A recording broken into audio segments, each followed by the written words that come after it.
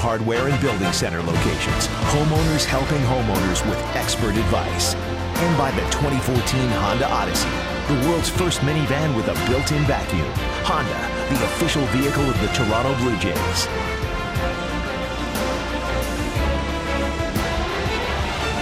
Welcome to Rogers Center. The roof is closed here on this Friday night, first of 3 against the Baltimore Orioles. The Blue Jays have a 7-6 record against the Orioles, the only team in the AL East that the Jays have a winning record against this season. Buck Showalter's ball club just coming off a series at home against the Yankees. Now it's time for the starting lineups. They're brought to you by Quaker State, real durable oil. Top of the order, Nate McLeod. He scored 74 runs in that leadoff spot. Manny Machado, the great young third baseman, and then Chris Davis. The last 2 years against the Blue Jays, he has worn them out. A .374 average with 15 homers and 32 RBIs, and right behind him, another Blue Jays nemesis, Adam Jones, a center fielder. 23 home runs and 57 RBIs in just 102 games. This is a tough lineup for the Blue Jays pitching staff. Going to have to keep the ball down against him. Todd Redmond made 3 appearances as a reliever before he was converted into a starter. This is his 11th start of the season and second versus the Orioles. First pitch of the game is cut on and ripped into right field by Nate McLeod. He has a leadoff single on the first pitch of the ball game. The Blue Jays defensively have committed 104 errors. A little different look tonight. Anthony Gose is in left field. Colby Rasmus back in center field. For the first time since August 11th, Sierra's in right. Lori Reyes, Kawasaki, and Lynn from third to first across the infield. JP Arancibia is behind the plate. It's been a while since Colby's been out there. He's a month.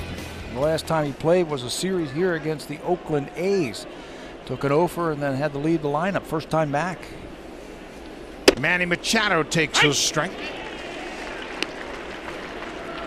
Machado having a terrific season, his first full season in the majors. .291 average, 13 homers and 70 RBIs. It's a long season, especially for a young player in his first big league season. And I would imagine that Machado is slowing down just a little bit here in September. It's only natural. Everybody's a little bit worn down, but they are fueled by the thoughts of going to the postseason. Pitch out, nothing doing. Nate McLeod can run. He's got 30 steals, caught just 7 times. The Orioles don't do a lot of stealing, but they have a couple of players. McLeod's one of them, Adam Jones the other one, who are threats to steal. They like to sit back and let those hitters swing away. And they've got a great offense, of course. They hit home runs. Machado is part of that prolific offense. He's hit well against the Blue Jays. 29 for 91. That's a .319 average. Machado has 49 doubles and 3 triples. Arancibia with a snap throw to first. McLeod is back in. That is something that the Blue Jays were working on this whole homestand. The Blue Jay catchers with Sal Fasano getting your feet set, getting him being quick over to first base, pickoffs over at first, down at second. Here's the 2-2. Cut on and miss. Machado strikes out. 1 down. That'll bring Chris Davis to the plate, and he has absolutely loved hitting against Blue Jays pitching. Well, I think they have to jam and watch where all of these pitches are. This is off of Mark Burley. It's away from him. He's got outstanding power the other way, and if you pitch the ball out there like Todd Redmond did there, he's got plenty of strength to muscle it over the bullpen and into the stands.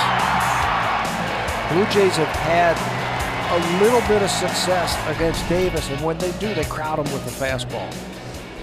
Davis with 40 doubles and 49 home runs. They crowd him with the first pitch, and he fouls it off.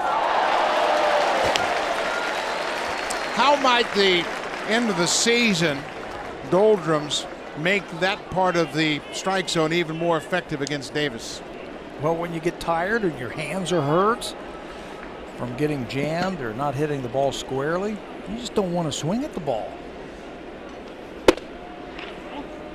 They also have the shift going on for Chris Davis. That is Brett Lawrie between the second baseman and the first baseman in right field. something that we have seen from the Blue Jays with Chris Davis all season long. Ball and a strike. McLeod takes his lead at first. Pitch inside, another snap throw to first. One thing that snap throw to first is going to do will cut down the lead that McLeod has, and that might come into play should there be a ground ball. The secondary lead. There is Sal Fasano, who has been working with the catchers. And the first thing, you can't be afraid of throwing the ball around a little bit if you're the catcher. You can't be afraid of making a mistake. Be aggressive. Got nothing to lose.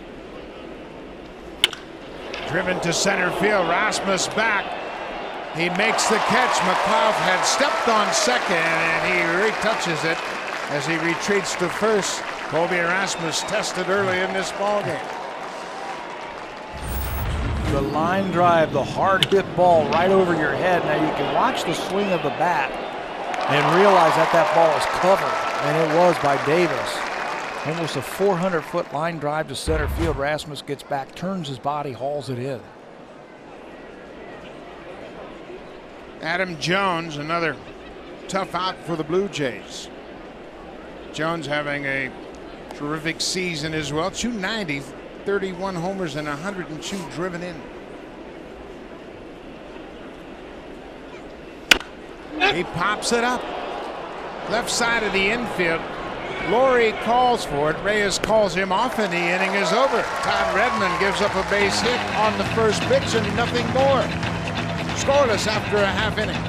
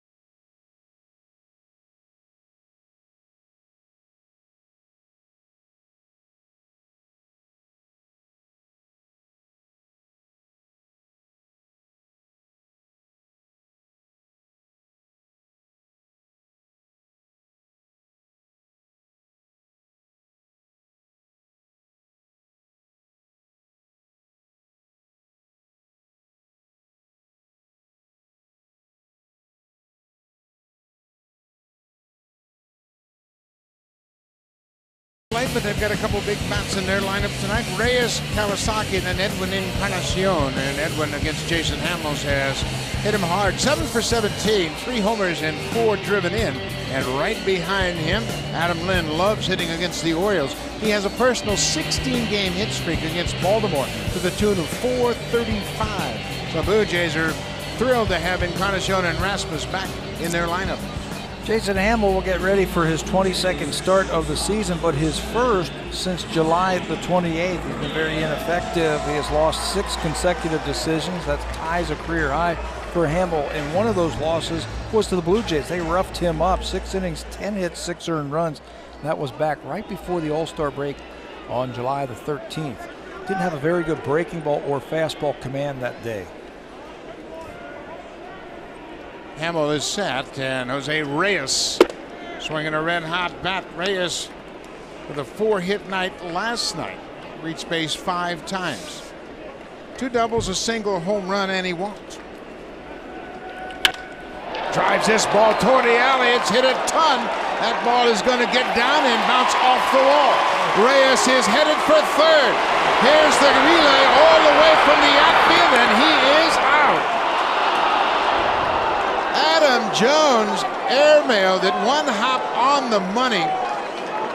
His 10th assist, and Reyes, going for his first triple of the season, is gunned down at third. When it left the bat, you got 2, maybe 3 on your mind for sure. The ball stays in the ballpark, but watch Adam Jones catch, and with 1 swoop right to the third baseman. This Baltimore Oriole defense is the best in baseball. It was shown right there by Adam Jones. The Orioles have committed 43 errors on a record pace, a pace for 47 for the season. And Jones just picked up his 10th outfield assist. That might have been the prettiest one right there. I didn't think he had a shot at all of getting Jose Reyes at third base. Thought for sure he would hit the cutoff man, and that would take just a little bit more time. He aired it all the way on one hop. Right here, bare hand, wind up, and look at that. From dead center on one hop and on target to Machado. Perfect throw. Kawasaki takes a strike. It's 2-2.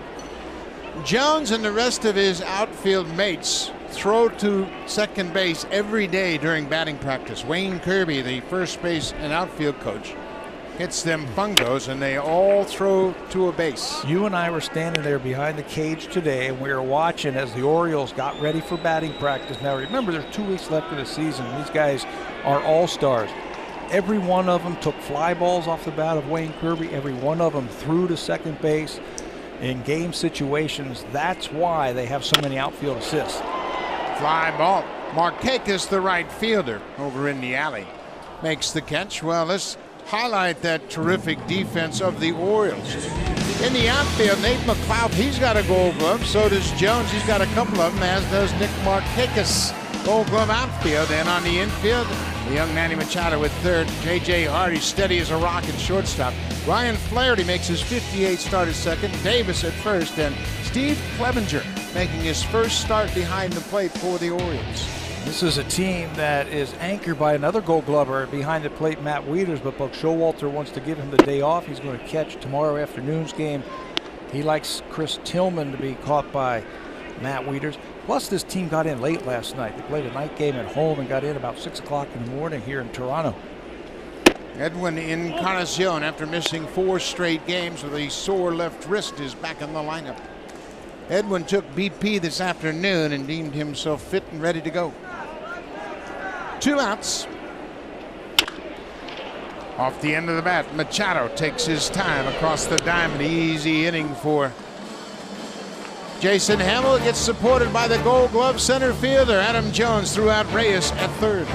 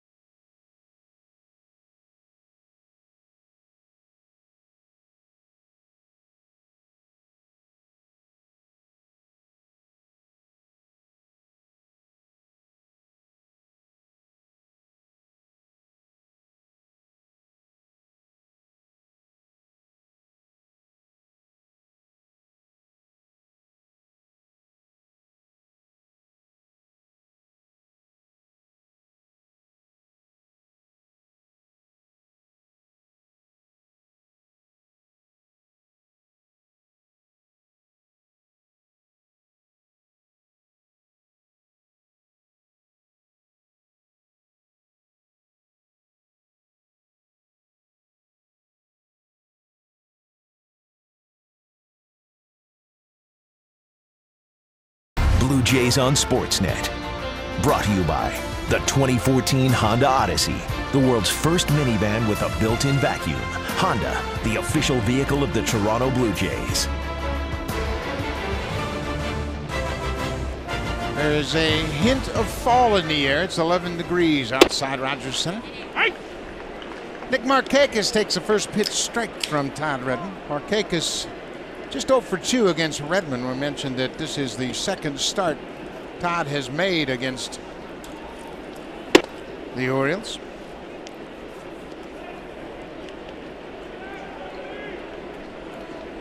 Both clubs with a hit in the first inning, but they couldn't cash in. Reyes was gunned down at third by Adam Jones. Boy, Reyes looks good at the plate, doesn't he? I mean, he is hitting everything. Last night, Jose came with it about 6 inches of a cycle. Doubled his last time up. If that ball gets by the center fielder, that's 3 for Reyes. Nick Markakis is now 29 years old. He's in his 8th year with the Orioles. He's a .293 career hitter. And there's a base hit, could be extra bases. Ghost gets over to cut it off. He's going to stop Markakis and does a great job of holding him to a long single. Anthony making his 4th start in left field this season. Of course, he is a center fielder by background, but boy, he made a nice play there. I asked him what's a hard play in the outfield and what's an easy play, and he said, this play right here is easier for me. I can go to my glove side and catch the ball and then spin and throw. He said, going to the line is no problem. It's that line drive from the right-hander that's over my head. I had a lot of trouble with that. It's tough as a left fielder. Markakis at first for J.J. Hardy. And he played it like he's done it before. That was textbook right there by Anthony Ghost. Left-handed left fielders are really an asset because of that ball slicing away from him, and that glove is on that side. Hardy pops it up. Brett Laurie over near the seats. It's well back into the seats and out of play.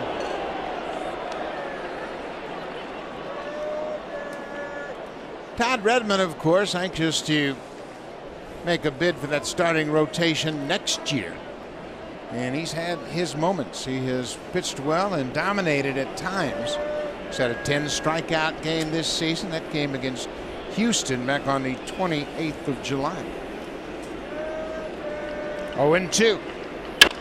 Driven to right. Sierra back. This ball is carrying, and Sierra runs it down.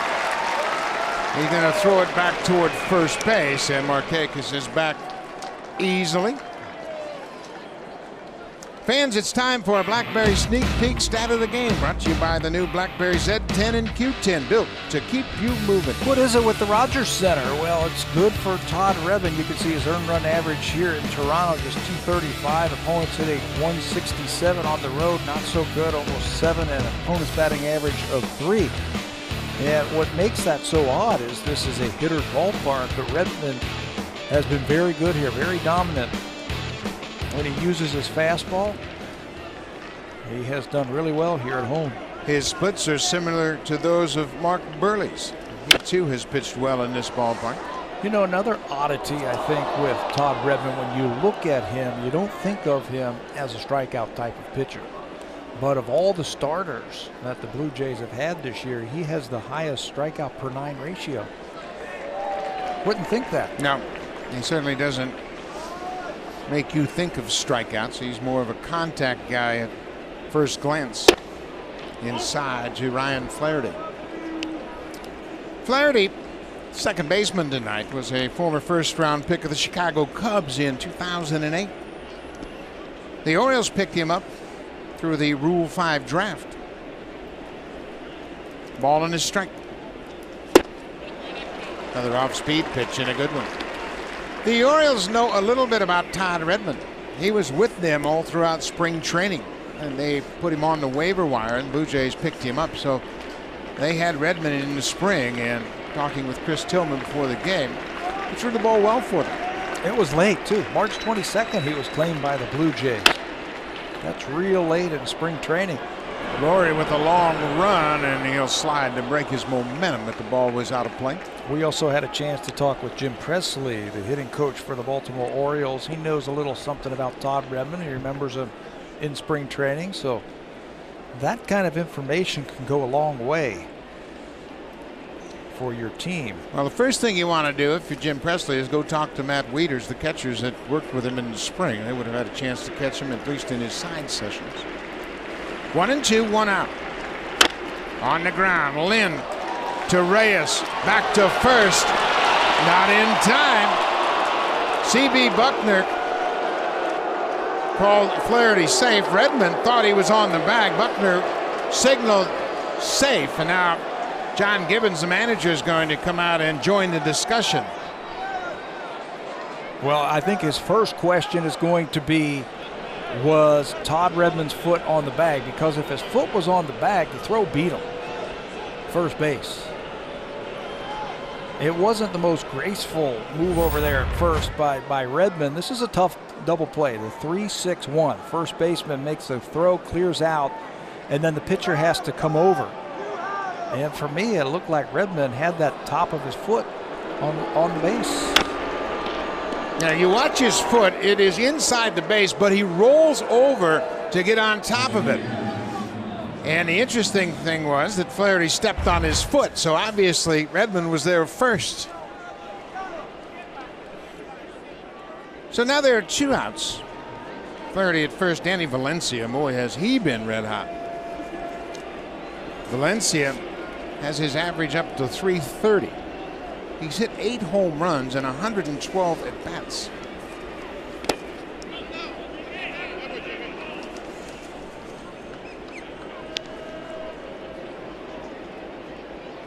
He's got a 2-game hit streak, 5 for 7 with a double, a home run, and 3 RBIs.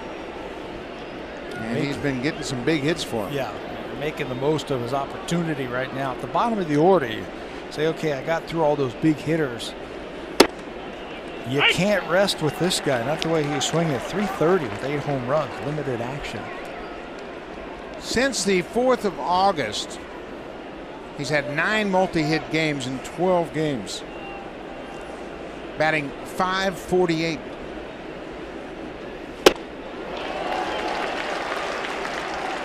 Redmond's changeup has been effective early in this game. Throws it with a split finger type of grip, meaning he spreads his index finger and his middle finger just to take a little something off of the pitch, but it dips down. It's got some good action on it. 1-2. Off the end of the bat. Went right back to it. Tell you what, you know you've got a pretty good changeup when you can throw a changeup off a changeup. He's got a very deceptive arm action. Difficult to pick up the baseball. He kind of short arms it and slings it up there, and the ball comes up in a very unusual angle. He strikes out Valencia. So for the second time tonight, Todd Redmond gives up a leadoff single and nothing more.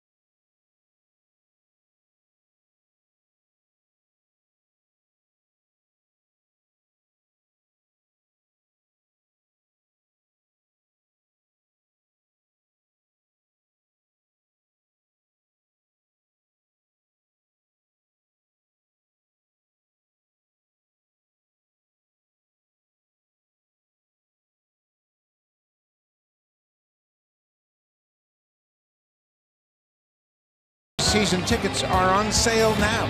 As a Blue Jays season ticket holder, you will always get the best seats at the best price. You'll be invited to exclusive events and receive special club benefits. Call the Blue Jays at 416-341-1234. or log on to BlueJays.com and order your 2014 Blue Jays season tickets. Adam Lind trying to extend his personal hit streak against the Orioles. He's got a 16-game hit streak. 435 over that stretch, 27 hits. Hey. 0-2.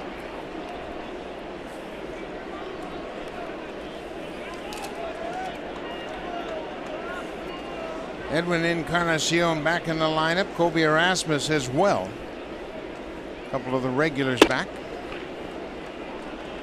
Gives him a little bit more balance, I guess. Some left-handed thump to team up with Adam Lind. It also gives John Gibbons the ability to go right-hander, lefty, righty, lefty in the middle of that lineup.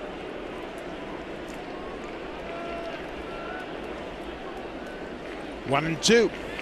Breaking ball. He checked his swing. Bill Miller down at third said no swing, and Rasmus anxious, I'm sure, to get his first at bat. He's not played a game since August 11th.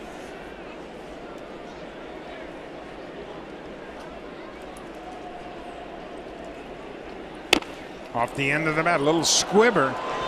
Hamill takes his time and throws Lind out. One down. Let's take a look at the scouting report for Jason Hamill, who's having success in his career versus the Blue Jays. Fastball, curveball, slider, and a changeup. That's basically what you're going to get. A curveball, batter's hitting just 138 against that this season. The whole key, I think, for him, when he pitches up in the strike zone, he gets hit really hard. When he's down, and he hasn't been down a whole lot this year, he's very good. He's the opening day starter, and he has got off to a good start this year, but really hasn't been throwing the ball very well. Again, 6 straight losses for Hamill. Hamill had problems with his pitching arm. He was on the DL from the 29th of July to September 5th. Breaking ball for a strike. It's 1-1. Hamill originally signed by the Tampa Bay Rays. He spent 3 years in Tampa Bay, 2006 through 2008. Parts of those seasons. Then he went to Colorado. He went to Colorado for a minor leaguer, and then back to Baltimore with Matt Lindstrom for Jeremy Guthrie, a right-hander who is now in Kansas City. The looper into right. Markakis has it measured and makes the catch. Laurie's retired, 2 down.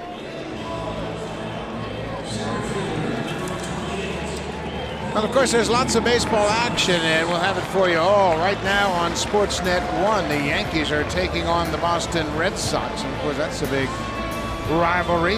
Check it out on Sportsnet 1. It's going on right now. Hiroki Kuroda up against John Lackey in that ball game.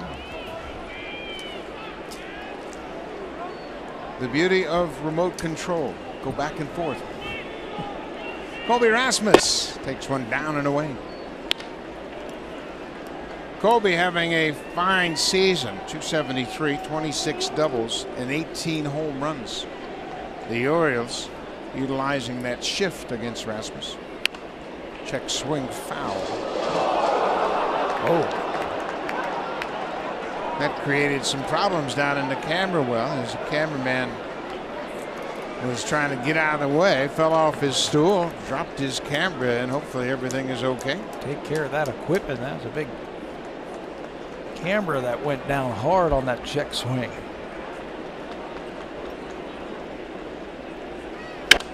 Rasmus pops this one up. Machado has a long run, and he gets there and makes the catch on the warning track. 3 up, 3 down in the second.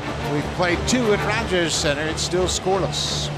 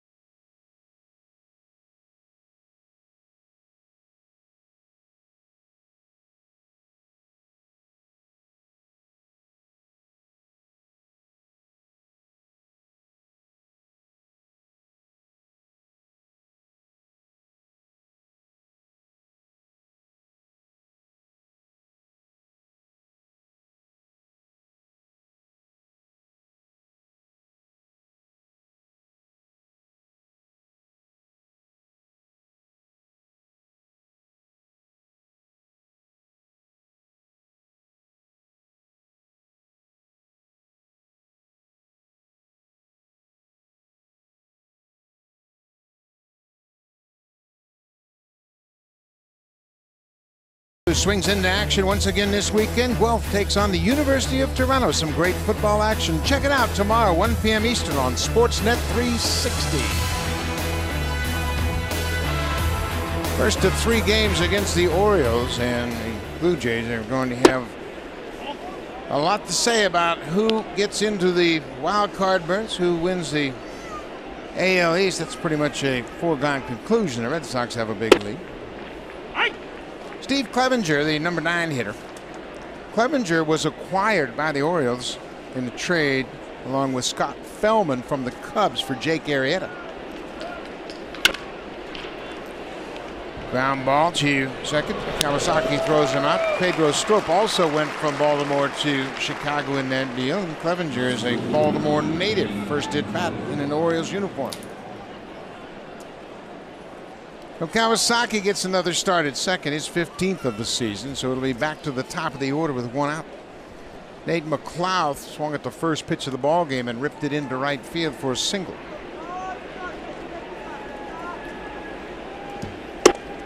So Redmond comes right back with a strike. Smart. Fastball right down the middle. He's not going to swing at that first pitch 2 at-bats in a row, so jump ahead.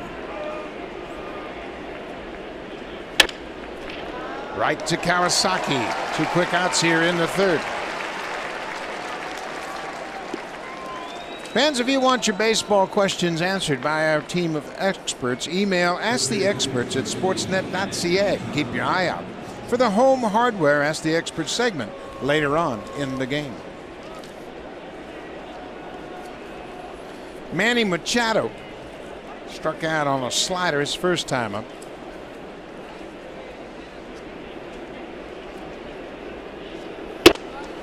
Machado really solidified the Orioles defense last year when he came up from Double-A and took over at third base. Machado signed as a shortstop, and he was playing shortstop in Double-A. But Buck Showalter had an inkling that they might be able to get Machado to the big leagues, so he instructed the Orioles minor leaguers to work him out at third base, and boy, did that pay off. And the guy who was hitting him ground balls every day is now the third base coach. Bobby Dickerson was working with Manny Machado down in the minor leagues.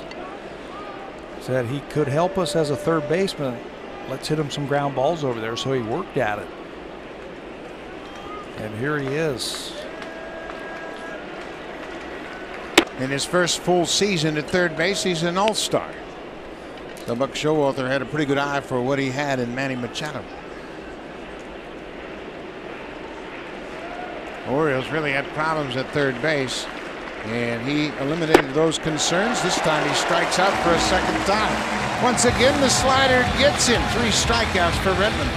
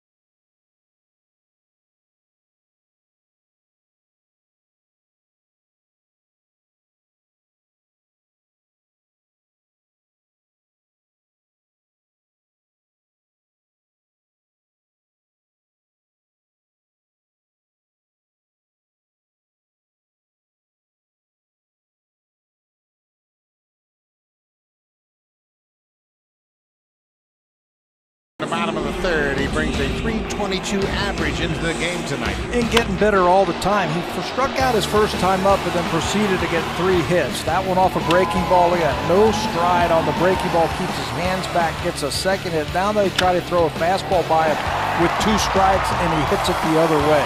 He has made strides. He has made improvements as a hitter. And when you look at him and look at the tools that he has, he's an everyday big leaguer for me. Sierra really making an impression. He has 11 doubles, a triple, and a home run since coming up to the big leagues.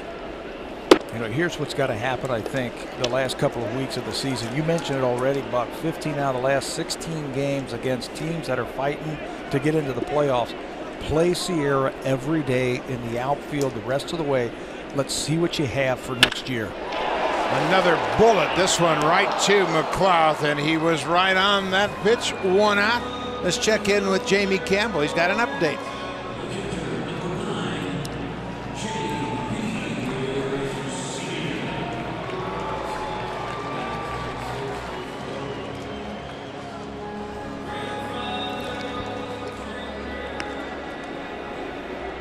Well, Boston has a lot of momentum. They have done a great job, and that pitching matchup, as we mentioned, Hiroki Kuroda hit hard early. John Lackey on the mound for the Red Sox, and Lackey's been a tough luck pitcher for Boston all year. He's thrown the ball well. J.P. Arancibia takes one outside. Arancibia hitting .205 for the season. He's got 20 home runs and 52 RBIs. Breaking ball strike.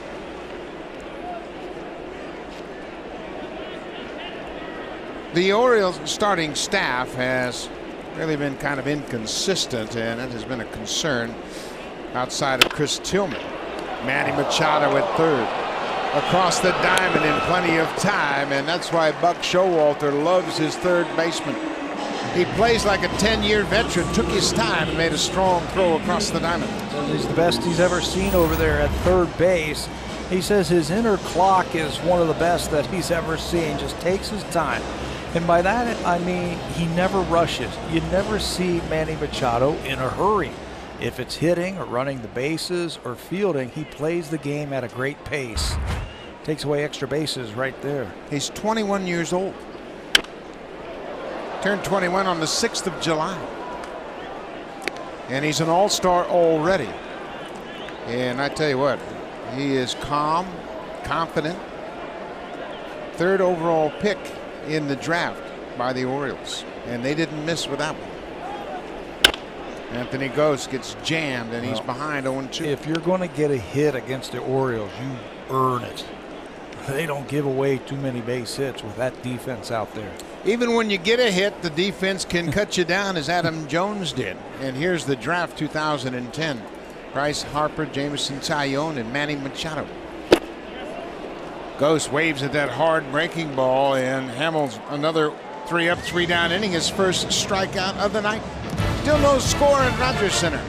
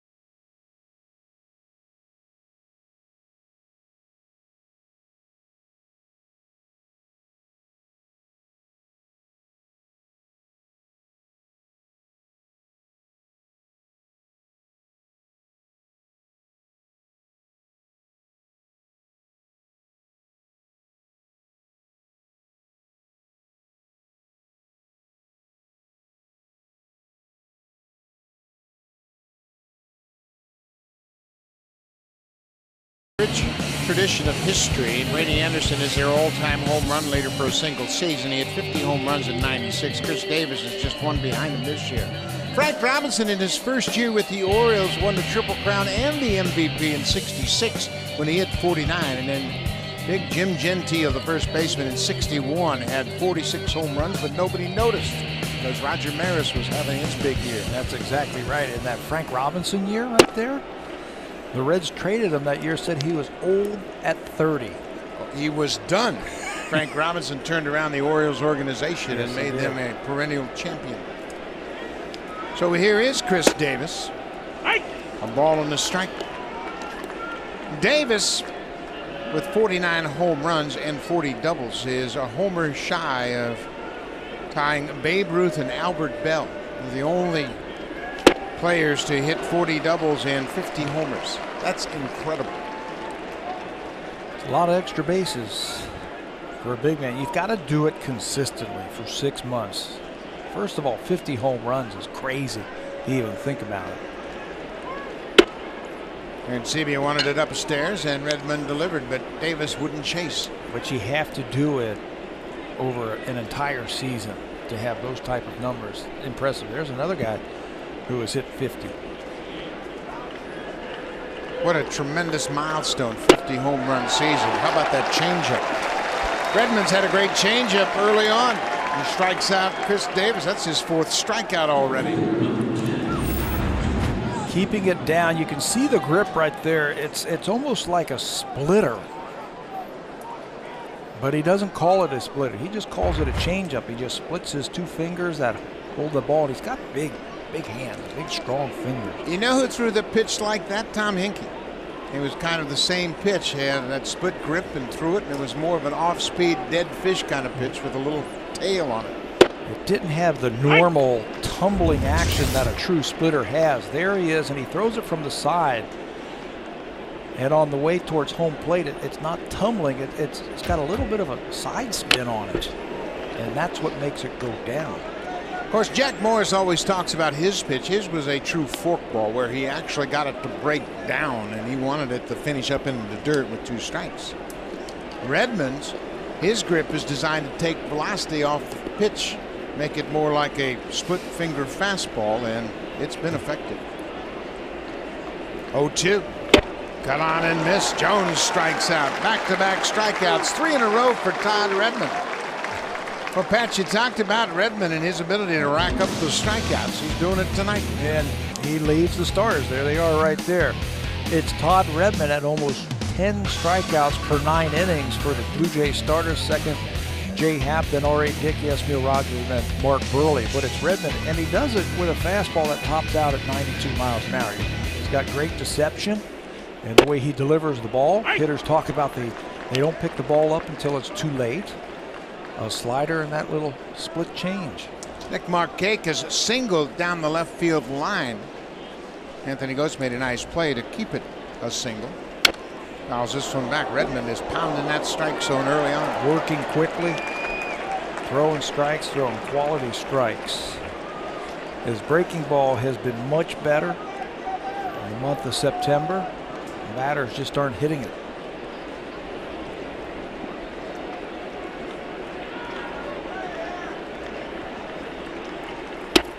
Inside, he made him move his feet. Markakis has terrific plate coverage. We saw that in his first at bat. You've got to make him aware of the inside part of the plate to keep him off the outer half. Coming inside. And hit him. So Redmond lets Markakis off the hook. He had him in the hole 1 and 2 and then hits him. So Markakis will go to first with 2 outs. He threw the slider in off of his back foot, and then we'll try that fastball, that little comeback fastball, but he holds on to it just a little bit too long. Hits Markakis in the thigh. First base runner since the 2nd inning. 3rd time Markakis has been hit by a pitch this year. Of course, last year he had all sorts of problems. CC Sabathia hit him and broke his thumb late in the season. J.J. Hardy, the shortstop, bats with 2 outs.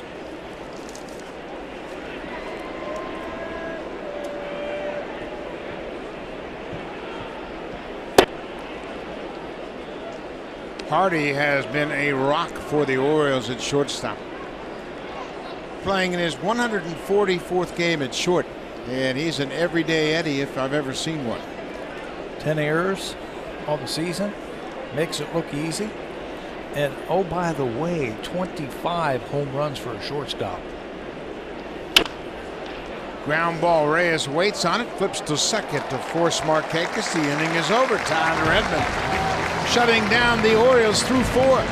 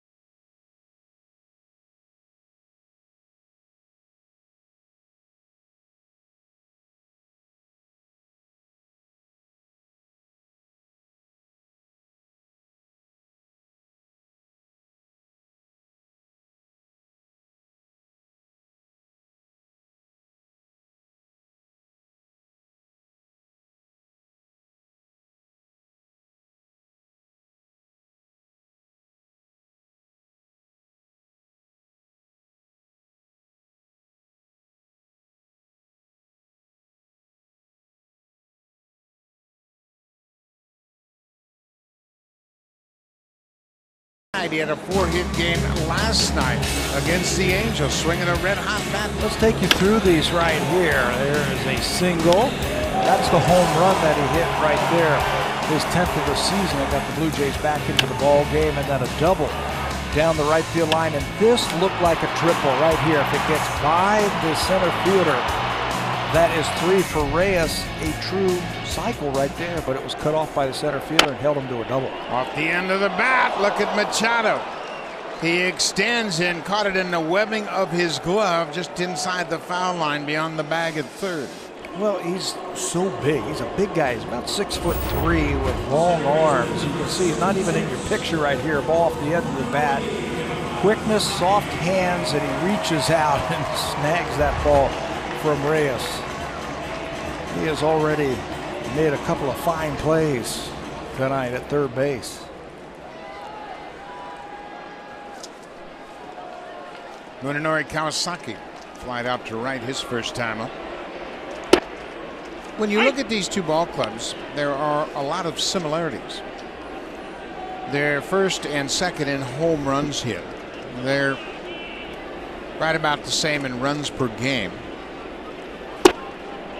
The ERAs very similar, 10th and 12th overall for their pitching staff. The starters ERA for Orioles 4.58, 12th in the American League. Blue Jays are 14th. But the big difference is the defense. This is popped up. Nate McLouth, a former Gold Glover, goes over near the line, makes the catch.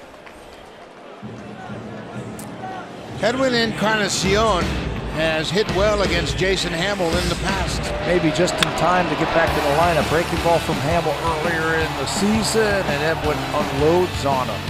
Hamill's going to be around the plate, and Encarnacion doesn't strike out a lot for a big man, so it's a good combination for the Blue Jays. Edwin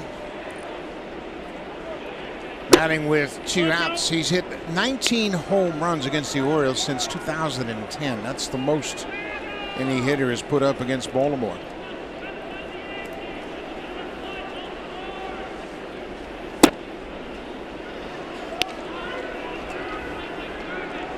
Hamill looks sharp in his first start since July 28th. Mentioned he was on the disabled list. There's a deep drive, hooking foul. Hamill has seen that swing before. A high fastball. We just showed it to you.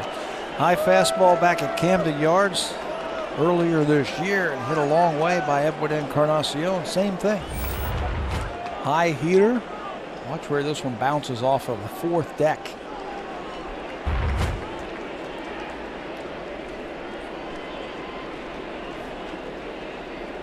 Two balls and a strike.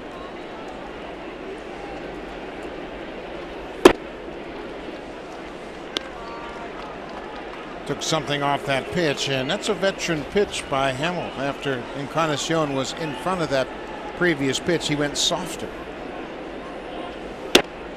There's a slider on the corner. Edwin's wrist is not 100%. You can see just the way he's carrying it in the batter's box. He takes it off the bat right away. He's got it wrapped to give him some support, but he is back in the lineup. And you know what? I don't want to see any check swings from Encarnacion. That is when you can really aggravate that injury again with your wrist when you start checking your swing. So if you make a commitment to swing, go ahead and swing. If you miss it by 5 feet, big deal. Another pitch on the inner half, and he's still quick.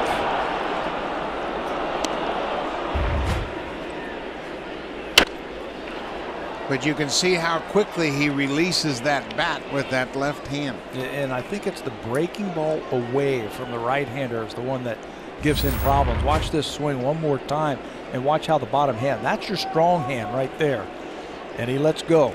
Doesn't want to finish with that bat over that wrist. And it's basically a lot of times the breaking ball down and away. Another off-speed pitch, and that's ball 4. An 8-pitch at bat for Encarnacion. He'll go to first with the walk. That's the first walk of the ball game.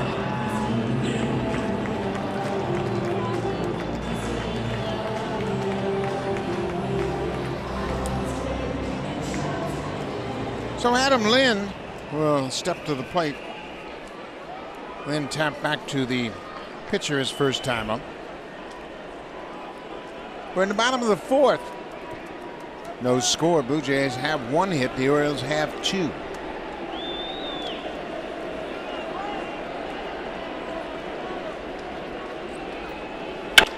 There's a deep drive to right, and you can forget about this one. Adam Lynn, the 2-run homer after the walk to Encarnacion. He's extended his hit streak to 17 against the Orioles.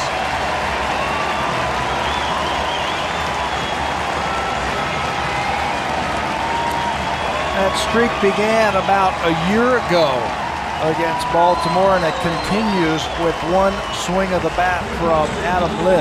Right after the walk to Edwin Encarnacion, first pitch, be ready for it. Looked like an off-speed pitch, maybe a changeup out over the plate, and Lynn knows he got it. The eyes tracked the ball and then saw it out. Home run number 20 for Adam Lynn. And he has given the Blue Jays a 2-0 lead. Laurie hits it hard, but right to the shortstop. J.J. Hardy throws him out to end the inning. The Blue Jays have taken a 2-0 lead as we head to the 5th. Now it's time for a Blue Jays Central update. Here's Jamie Campbell and Greg Zahn in the Blackberry Broadcast Studio.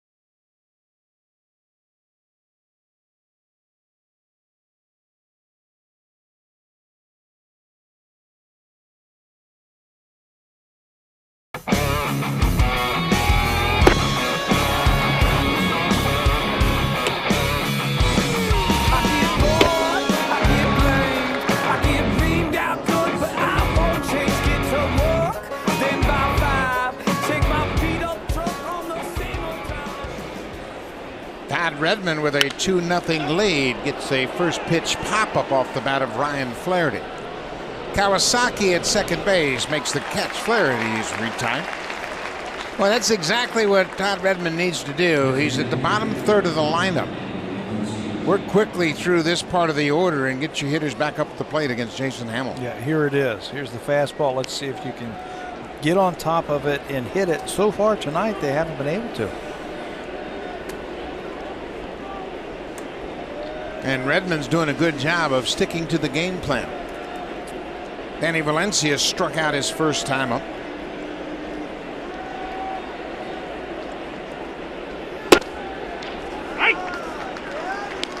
Valencia and J.P. Arancibia were teammates down in Miami as teenagers. They played on a travel team together.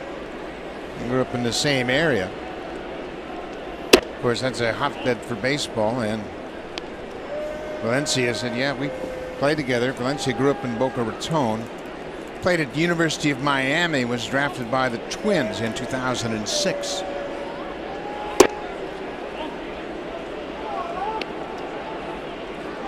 Todd Redmond falls behind 2-1.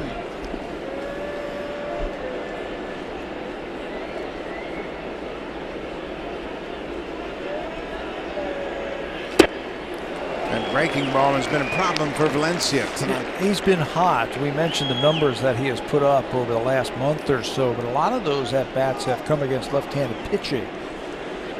But he has been so hot. Buck Showalter wants to keep him in against the right-handers, and you can see he's having trouble with that slider down and away. Oh, Redmond got away with one. That back of the slider caught the inside corner. Another strikeout for Redmond. That's 6 tonight. Save during the plumbing, heating, and electrical expert sale only at Home Hardware and Building Center locations. Homeowners helping homeowners with expert advice.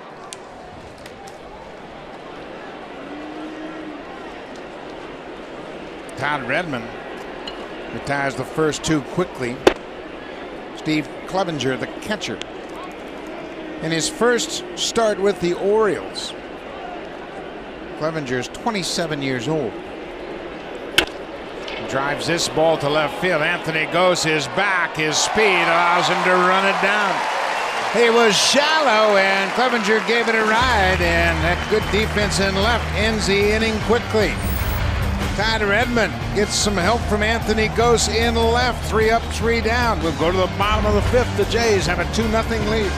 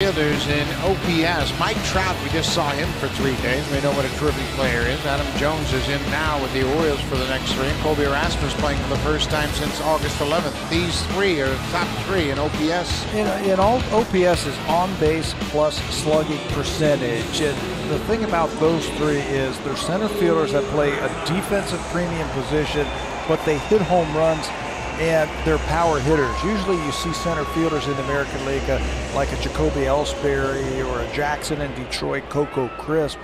Very good defensive center fielders, but their games are a little bit different. It's built more on speed and getting on base.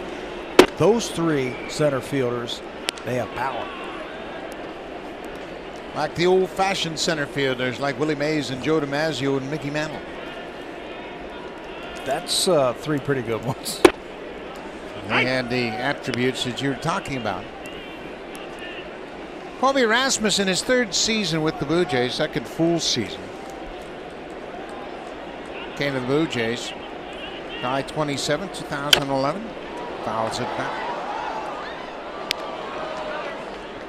Rasmus was headed for career highs in home runs and RBIs before he injured his oblique and was knocked out for over a month.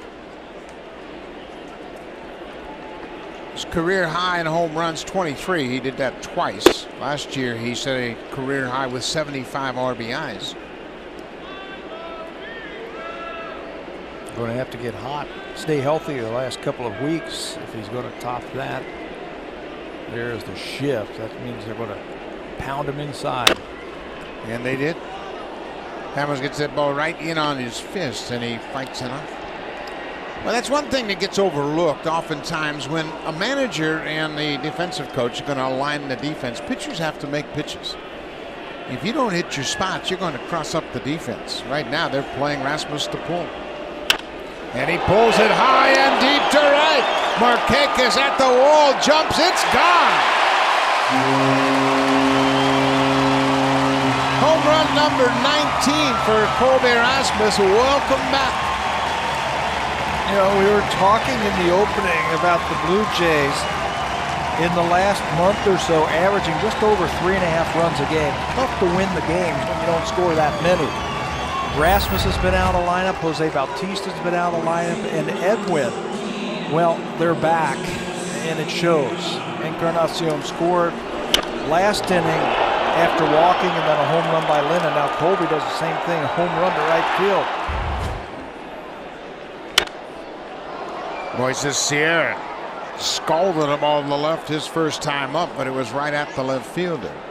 Rasmus, the second of 2 home runs the Jays have hit tonight. For Colby, that's number 19.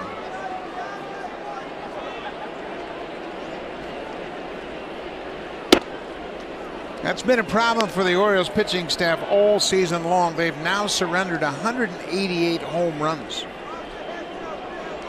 That's the most in the American League. Hamill, 22, all by himself. Breaking ball hit to the shortstop. Hardy retires Sierra, 1 down. For comparison's sake, the Orioles have given up 188 home runs. The Blue Jays have given up 179. That's the third most. The Tigers have given up the fewest, 119 home runs.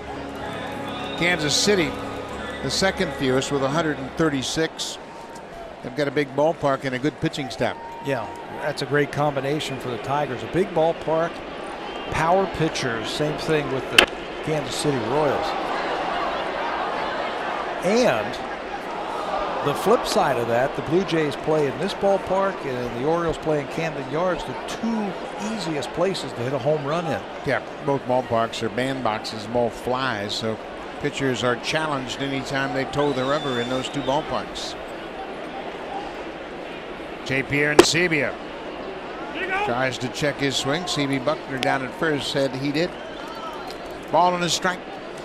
The Orioles haven't played well on the road. They're a game under 500 at 35-36. They haven't won a road series since April when they beat the Red Sox 2 of 3 at Fenway. And of course, that's a challenge. They haven't played well against the East either. 28-32 against the American League East, and that's why they find themselves up against it here at the end of the season. You know, I think that's the first thing you do when you put a team together in baseball. How do I beat the other teams in my division? It's the first thing you have to do. Whatever division it is, if it's the National League Central or if it's the American League East, those are the guys you're playing the most against. How do I beat them? You got to know your opponents, that's for sure. 2-2, 1 out. Strike 3 called. Clevenger tags Aaron Seaby after dropping the ball. We talk about the AL East, and the blood was boiling Monday at Camden Yards. Buck Showalter and Joe Girardi got into a argument across the diamond, and then Showalter took it a little bit closer behind home plate. And the basis for this argument was Joe Girardi was hollering at the third base coach, Bobby Dickerson, and Buck Showalter says, "Don't do that. That's not right, Joe." And both managers were hot. Buck Showalter standing up for his coaches. And Joe Girardi had walked all the way down to the third base end of the dugout and was hollering at the third base coach. Anthony Ghost pops it up a mile high. Clevenger makes the catch. The inning is over. So we'll go to the top of the 6th. And here comes a Home Hardware cleanup crew, brought to you by Natura. Home Hardware's exclusive line of safe, environmentally friendly cleaning products.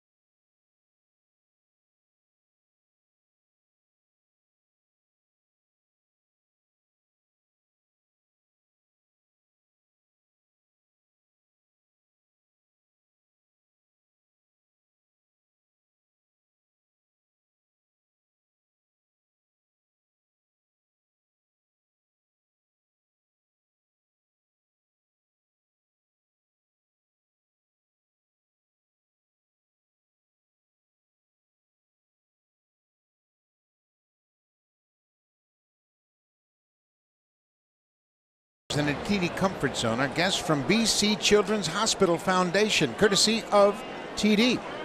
While over in the Jays Care Community Clubhouse, our folks from Crossing All Bridges Learning Center. Enjoy the game and welcome to the Rogers Center. Colby Rasmus with a home run has extended the Blue Jays lead to 3-0. And Todd Redmond is shutting out the Orioles on 2 hits.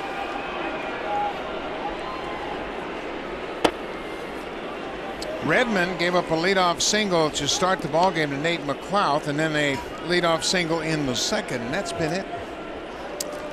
Last time he started was 10 days ago. He was actually away from the ball club for a couple of days. For some personal business, there was a death in the family. Red got back yesterday, got the chance to start today, and he's making the most of it. Pretty good pitch. He didn't get the call.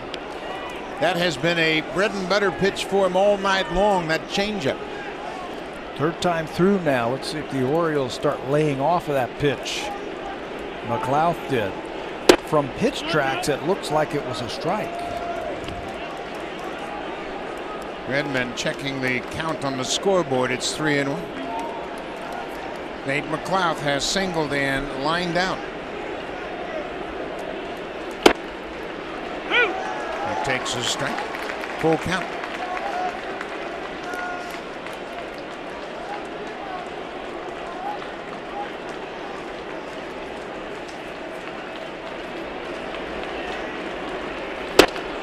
Come on and missed. Another strikeout for Todd Redmond. That running fastball gets Nate McLouth. That's 7 Ks for Redmond. Well, he's had a couple of pitches working for him tonight. The split changeup, his fastball. Now this one, he turns this one over a little bit. It moves away from McLouth. They just can't catch up to it. Swings right over the top of that sinking fastball. 7 strikeouts already. Manny Machado has struck out twice to add to that total.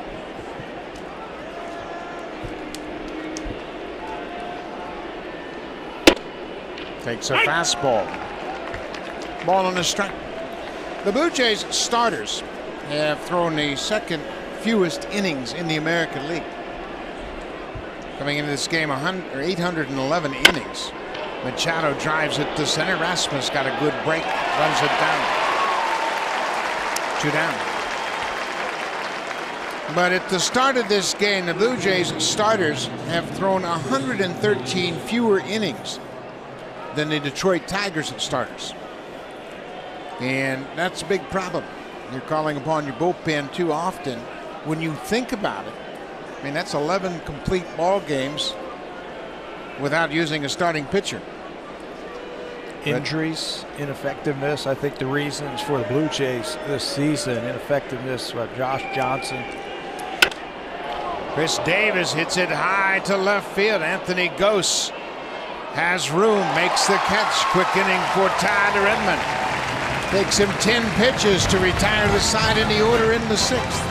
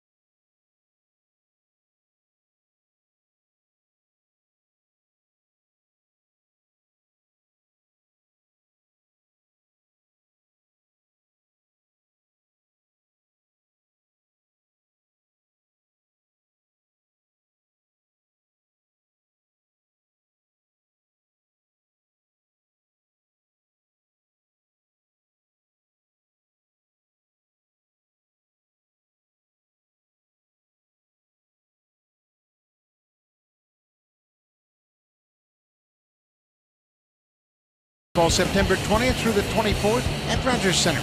Blue Jays Hall of Famer Roberto Alomar will host a showcase baseball tournament at Rogers Center, highlighting some of Canada's best amateur baseball players with college eligibility. Tournament passes are now available at bluejays.com/T12. New pitcher for the Orioles is 22-year-old Kevin Gausman, making his 14th appearance of the season. And his first big league start was right here versus the Blue Jays back in May 23rd. 5 innings. He was charged with 4 earned runs, 5 strikeouts, showed a good fastball.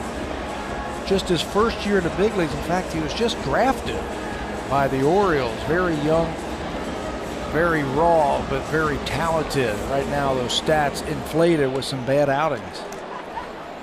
He was the Orioles' first-round pick, 4th pick overall in 2012, so they have really pushed him through the system, and here he is in the big leagues in September. They've taken him out of the starting rotation. He made 5 starts, and he got off to a great start, but I think then he got around what he had with all the technology that they have around baseball right now, scouting reports. I think the Orioles are doing the right thing by letting him pitch out of the bullpen right now, where you can control his innings and you control who he faces. Gausman was drafted out of Louisiana State. The Orioles have had success drafting first-round picks out of LSU. Mike Fontenot and Ben McDonald, 2 former first-round picks, and they both had long careers in the big leagues. Jose Reyes, the leadoff man, has doubled and lined out to the third baseman. He had a soft liner back in the 4th inning that Machado made a play on. Blue Jays lead it 3-0.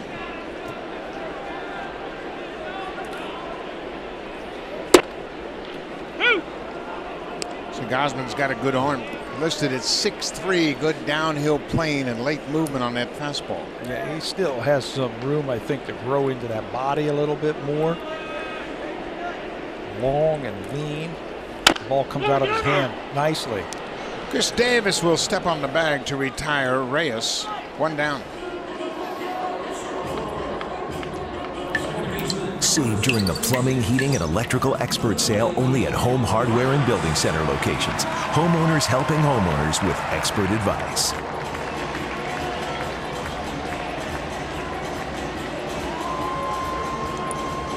CN Tower right next door to Rogers Center. The roof is closed. The temperature outside at the start of this game, a chilly 11 degrees.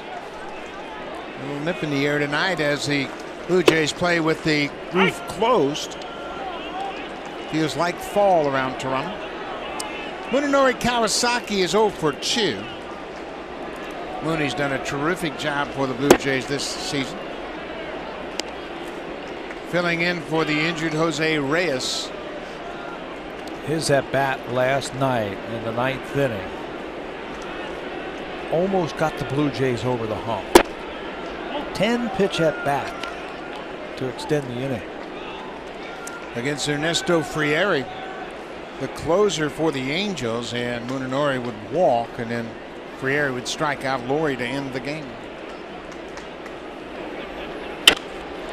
Foul down the left side. He was very appreciative when I went up to him today to tell him that that was a heck of a battle he put on with Ernesto Frieri.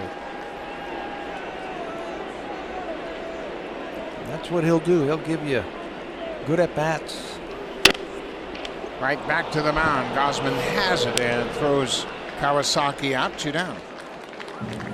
The starter for the Orioles was Jason Hamill, and he's making his first start since July 28th, so they didn't extend him.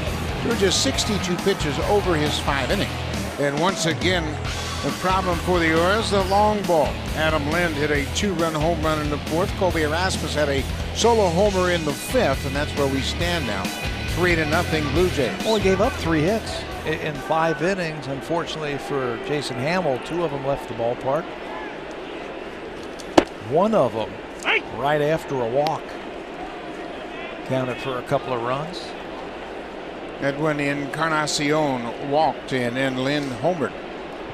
Back in the 4th. Just off the plate. Ball on the strike.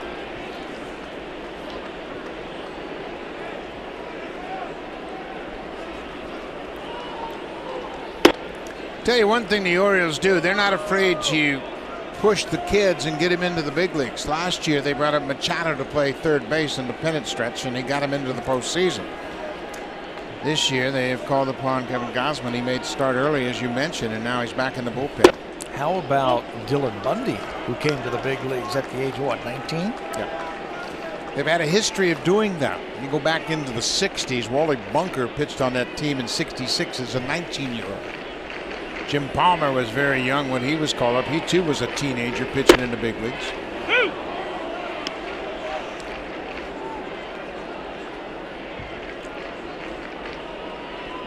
Full count, 2 outs. We are in the bottom of the 6th. The Blue Jays lead the Orioles 3-0. Driven down the right side. Long run for Markakis, and that'll land on the warning track and bounce into the seats.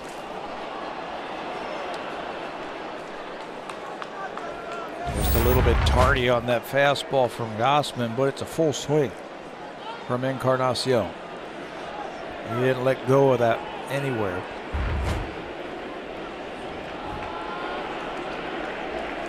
Another 3-2 pitch. Cut on and missed. Encarnacion strikes out. Gosman comes in and retires the side in order. We'll go to the 7th. The Blue Jays have a 3-0 lead.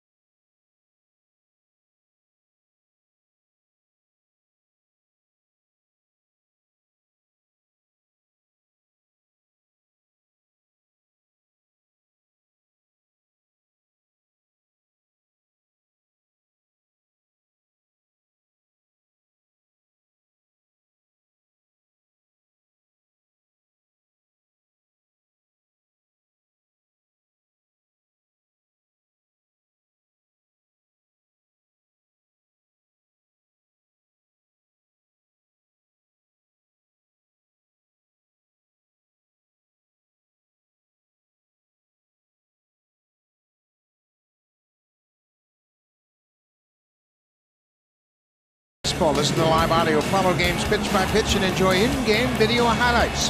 The app is available on the iPhone, iPad, iPod Touch, Android, and BlackBerry Z10. Season-long subscription packages are available. Visit BlueJays.com for more details. At Bat 13 is the official app of Major League Baseball. Defensive change for the Blue Jays. Ryan Goins takes over defensively at second base for Munenori Kawasaki. Seventh inning. Adam Jones drives it down the right side. This is trouble, and it's up against the wall. Jones is headed for second, and Sierra will get it back in, so it's the leadoff double for Adam Jones.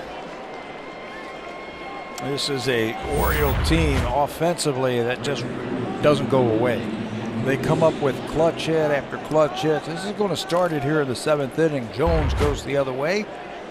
33 doubles now for Adam Jones to go along with those 31 home runs. First Oriole to reach second base tonight. A leadoff double here in the seventh. Pete Walker out to talk to Redmond and Aaron Sebia. Blue Jays bullpen is stirring down in left field.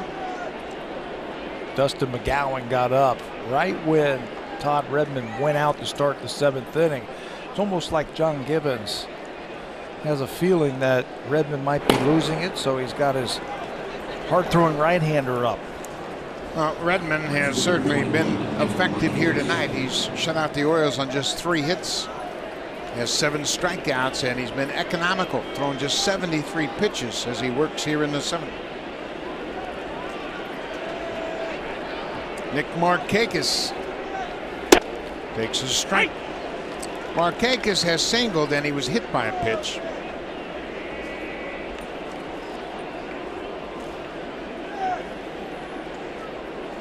Markakis is another one of the Orioles' first-round picks. He was drafted out of junior college in Georgia in 2003. Gets hit hard. Goins right into the ball game, throws Markakis out. Jones goes to third on the play. Save during the plumbing, heating, and electrical expert sale only at Home Hardware and Building Center locations. Homeowners helping homeowners with expert advice.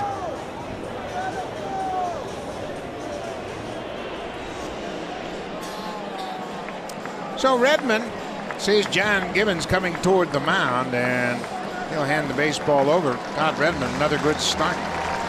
Redmond goes into the seventh. He goes 6 1/3 and is shutting out the Orioles on just 3 hits. J.J. Hardy is the batter, and Dustin McGowan come in. Job well done by Todd Redmond.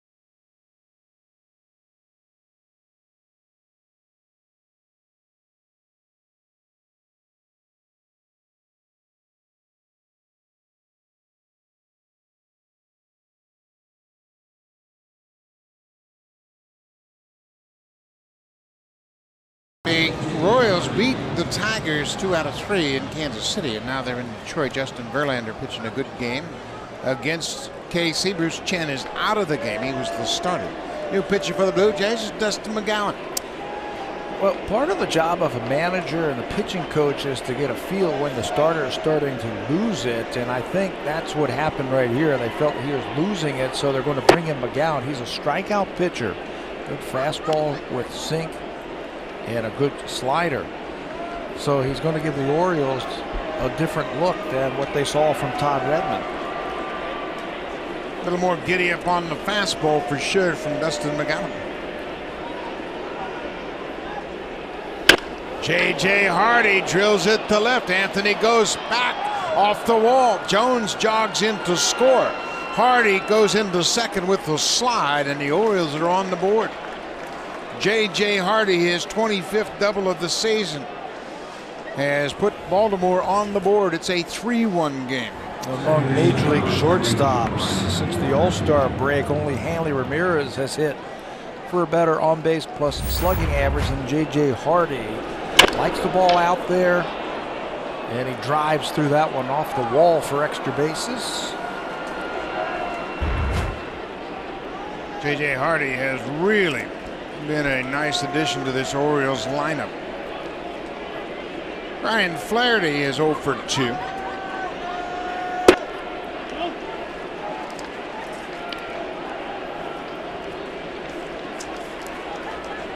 The Orioles, with just their 4th hit, they have now out-hit the Blue Jays 4-3. Pitchers have been tough tonight.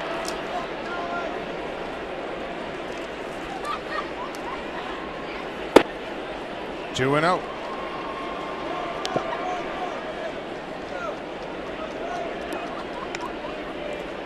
Flaherty has faced McGowan only once, and that one time he had a home run. He's 1 for 1 with a homer.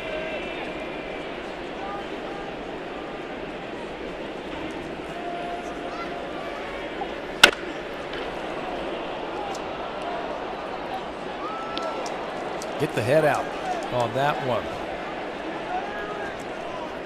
McGowan in his career has faced these Orioles 11 times. Hasn't had a lot of success against them. An ERA of about 7. 2-1. Now 3-1. Danny Valencia is on deck.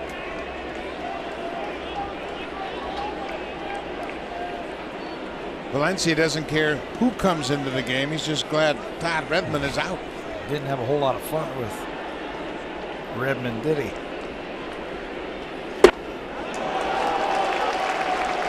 Good changeup from McGowan. Valencia struck out twice against Redmond. He's happy to see somebody else. That changeup from McGowan, 87 miles an hour. That's a hard changeup, but when you put it up against his fastball, it's about 96 or 97. Pretty good pitch for him. 3-2. Came right back with it. Took a little more off at 85.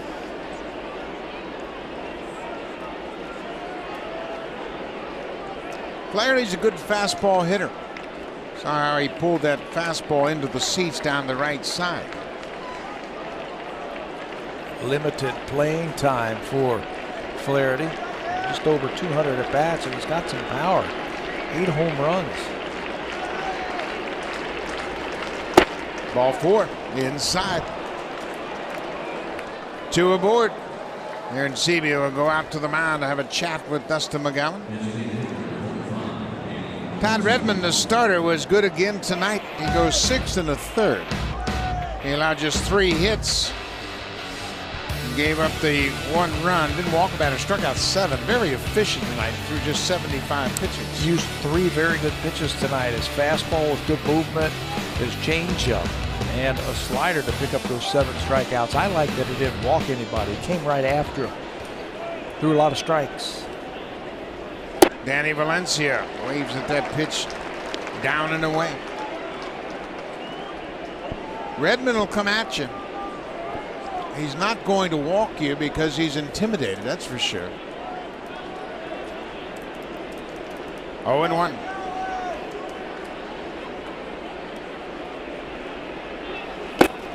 Breaking ball in the dirt. Plus, he had a chance against his former organization to show him that they made a mistake by letting him go. Players always think about that opportunity. Just the competitive nature of athletes. Show him that you made a mistake, plus give him a tough loss in September. Here's the 1-1 pitch.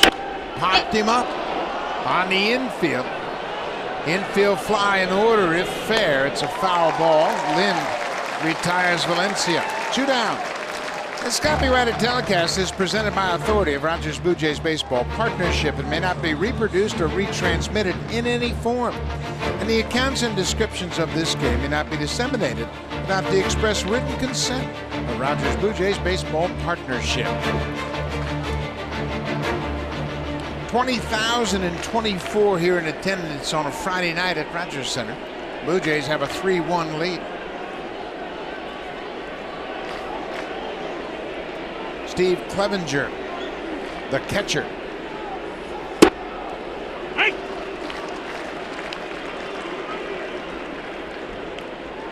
Clevenger grew up in Baltimore. He signed with the Cubs and came to the Orioles in a trade early in July, a 4-player trade. His reputation is he's a pretty good hitter. And they were saying around the batting cage today, got to see what you have in this young player. Stick him in there, see if he can help this ball club. He played junior college baseball at Chipola Junior College in Florida. Of course, you've heard that name before, Jose Bautista. Also played junior college baseball at Chipola. There is a host of Canadians that have played there. Adam Loewen, Russell Martin, Renee Sony, and how about former Blue Jay Hoskin Powell? Played at Chipola. Really? Patrick Corbin, young left-hander for the Diamondbacks. Good baseball, junior college. 2 balls and a strike. Line to right field. Sierra on the run. He'll play it on a hop. It's over his head, and this is going to score 2. Hardy is in, and right behind him, Ryan Flaherty, and just like that, we're tied at 3-3. Again, inexperience in right. Sierra came after it, then recognized he wasn't going to make the catch. Got too close to the baseball and it bounced over his head. I think he could have caught that ball. I think he's an athlete, and I think if he recognizes the ball off the bat, you can see he doesn't take a good route or a good jump on that ball. And then once he realizes he's not going to catch it, gets too close, the ball bounces over his head, and we're all tied. He's a fine athlete, but we have seen him get poor jumps and take poor routes to the ball in the short time that he has been up here. So no decision for Todd Redmond. Unfortunate result for Todd Redmond. The ball misplayed in the outfield. Even if you're going to concede 1, you play it on a hop with 2 outs and you keep the second run from scoring. So it's a 3-3 game. Clevenger picks up his first 2 RBIs of the season. That gives him 18 for his big league career. This is his 80th major league game.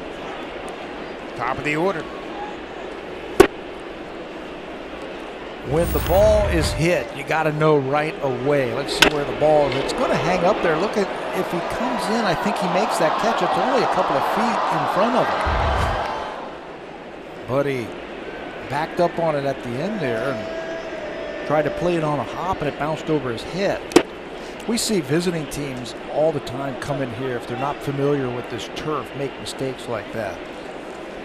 It's a difficult ballpark to play in if you're not used to it. Buck Showalter was talking about that and how difficult it is in the American League East with the different ballparks. You got 2 turf fields. You got 2 unusual outfield dimensions in Yankee Stadium and Fenway Park. And Baltimore is a tough ballpark because it's so small. So the ballparks in the East are challenging.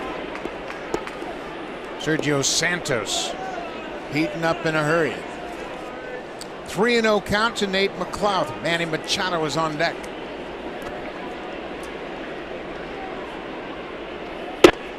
Ball 4. So McGowan comes in, gives up a double, a walk, gets a pop-up, and then a 2-run double on a misplayed ball in the outfield, and John Gibbons has just made the call to the bullpen. Dustin McGowan with a couple of walks this inning. Of course, the play in right field didn't help him out. So Manny Machado will be the batter. Sergio Santos has been red hot lately. He'll face Machado when we come back.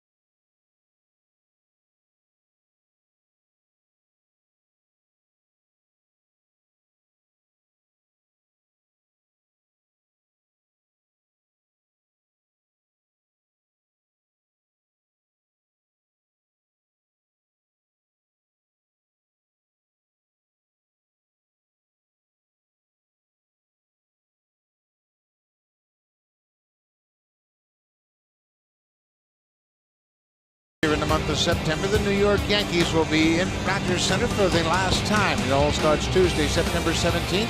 3 night games, Tuesday, Wednesday, and Thursday to wrap up this homestand. Call the Blue Jays for tickets at 416-341-1234. Log on to BlueJays.com and stop by most Rogers Plus locations. The final time to get to see the great Mariano Rivera pitch here at Rogers Center. Dustin McGowan, just one batter, he gave up a couple of doubles and walks here. Now Sergio Santos, who has been outstanding in these situations. 2 on, 2 outs. Santos has done a great job of stranding inherited base runners. He's stranded 16 of 17.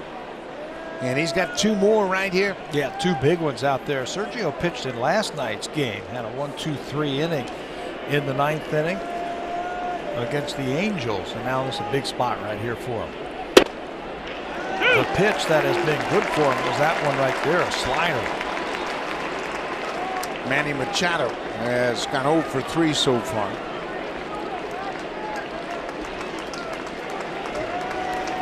Santos can bury that slider down and away, and he'll probably get Machado to chase. Yeah, it was a good pitch for Todd Redmond against Machado. Got him twice swinging. Struck him out twice with that slider down and away. There it is. Machado has struck out 3 times, all on the same pitch. Slider down and away. Santos continues to strand base runners. It's a 3-3 game.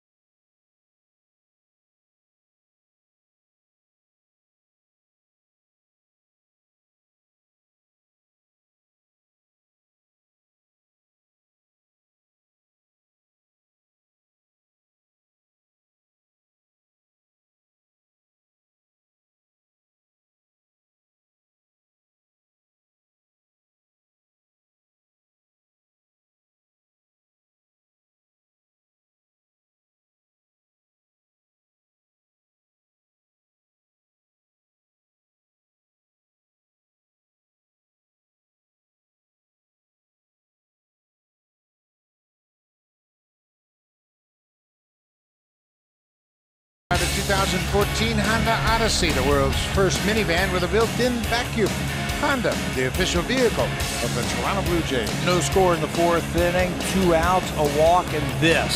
Adam Lynn unloads against Jason Hamill. It's his 20th home run of the season, the 4th time in his career that he has hit 20 home runs, got the Blue Jays off. Quickly in the 4th inning with that 2-run home run, Adam Lynn's drive of the game. So we move to the bottom of the 7th. Lynn will start things off. He has extended his personal hit streak to 17 straight games against the Orioles. He has 28 hits in those 17 games. And he will face the left-hander, T.J. McFarland, coming out of the bullpen. 33rd time this season that the big left-handers come out of the bullpen for Buck Showalter's team. The game is now tied, so Showalter wants the matchups. You got a couple of lefties scheduled this inning, so bring in the lefty right here and play it 1 inning at a time. Well, this time of the year, all these contending ball clubs have a big bullpen. They can make a lot of switches and hold matchup for sure. Well, they have 3 lefties in their pen now. Lynn grounds it to second. Flaherty was deep and goes to first. 1 down. Let's check in with Jamie Campbell.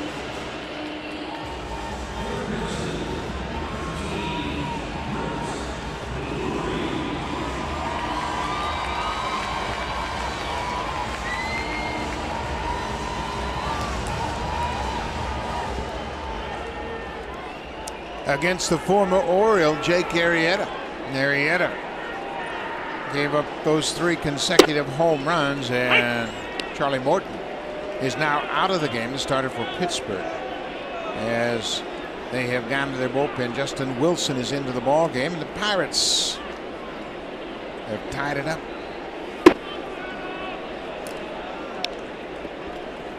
Those 3 teams in the National League Central really banging heads, and going to be an interesting race down the stretch. Start of play tonight. The Pirates and the Cardinals were deadlocked. J.J. Hardy can't make a play. Laurie is on with a single. A 1-out single here in the 7th. Save during the plumbing, heating, and electrical expert sale only at Home Hardware and Building Center locations. Homeowners helping homeowners with expert advice.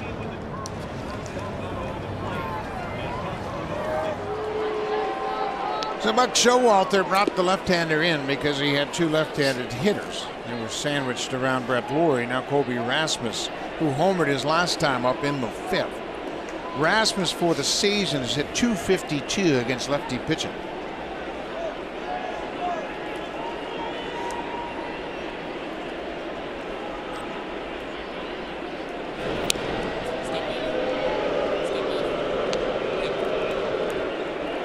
Rasmus has a home run against T.J. McFarland. He's 1 for 3.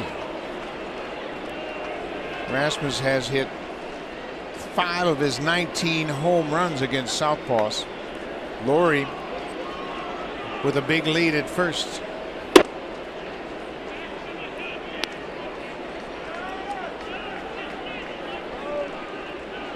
Brett has 7 steals. He's been caught 4 times.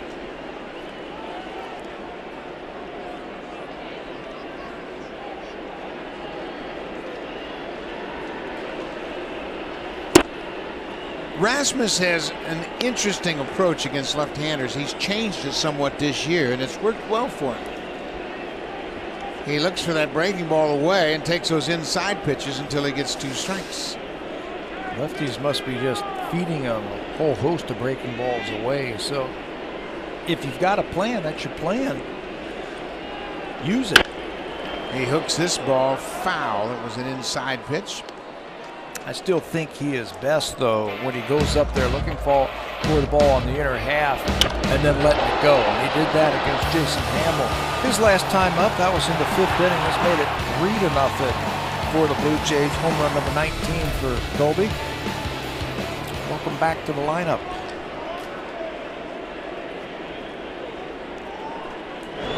Rasmus and Encarnacion both back in the lineup. Colby hasn't played since August 11th. Encarnacion had missed 4 straight games before playing tonight.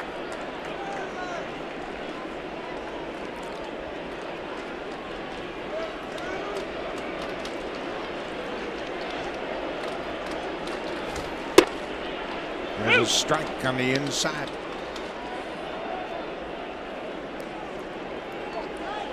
And now with a couple of strikes, the infield is really going to shift around. That is J.J. Hardy, the shortstop, on the first base side of second. Saw Jones move over to the left field side of center. The inside, it's a full count. You know what's interesting about that? I was watching J.J. Hardy, and he told his second baseman, Flaherty, if there's a ground ball to you, I'm covering. I'm covering on the double play. So give it to me. That will be interesting to hit a moving target. 3-2. Laurie not running. It's fouled off by Rasmus.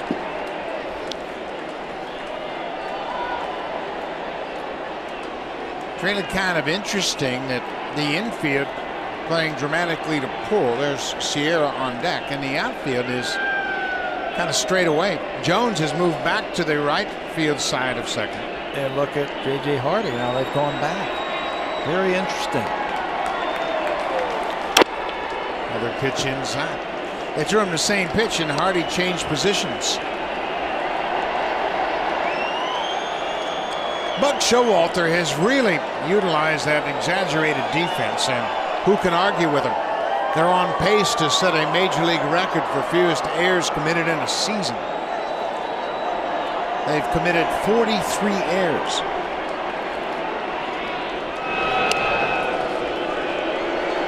Bobby Dickerson is the infield instructor for the Baltimore Orioles. He's got his little book out there. He's looking at that. That tells him the scouting reports of all the hitters, how they're going to pitch them, and what they have done, the hitters. So he can move his defense accordingly. Rasmus, he hit that ball right over his right shoulder. He got the head out. I mean, he literally hooked it over the Orioles dugout into the upper deck. Tough to do that.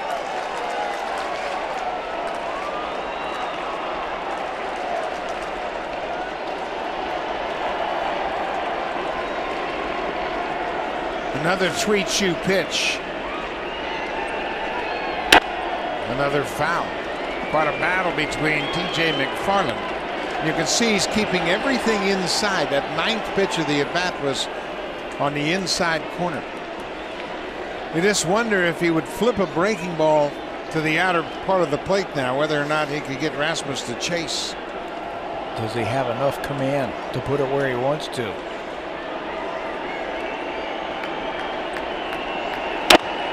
He missed. He was trying to go away, and that ball missed all the way to the inside corner. Clevenger had slid to the outside. He wanted it away. But McFarland missed his spot. Number 10 was on the inside corner. I think his fastball is going inside from pitch track. Look at 10 pitches, all middle in. He got that one away, and Rasmus drills it into center. Laurie quickly first to third. He'll stop there. And Colby Rasmus got one pitch out over the plate and drilled it through the infield into center. You know, and if they had stayed in that pull mode where they were earlier in the count, this might be a double play. This ball looks like it might have gone right where J.J. Hardy was standing, but they moved around. Good for the Blue Jays as Laurie makes it first to third on that single to center field. So T.J. McFarland gives up the base hit to Rasmus. Hard throwing Tommy Hunter is into the ball game. When we come back, first and third, one out. Moses Sierra the batter.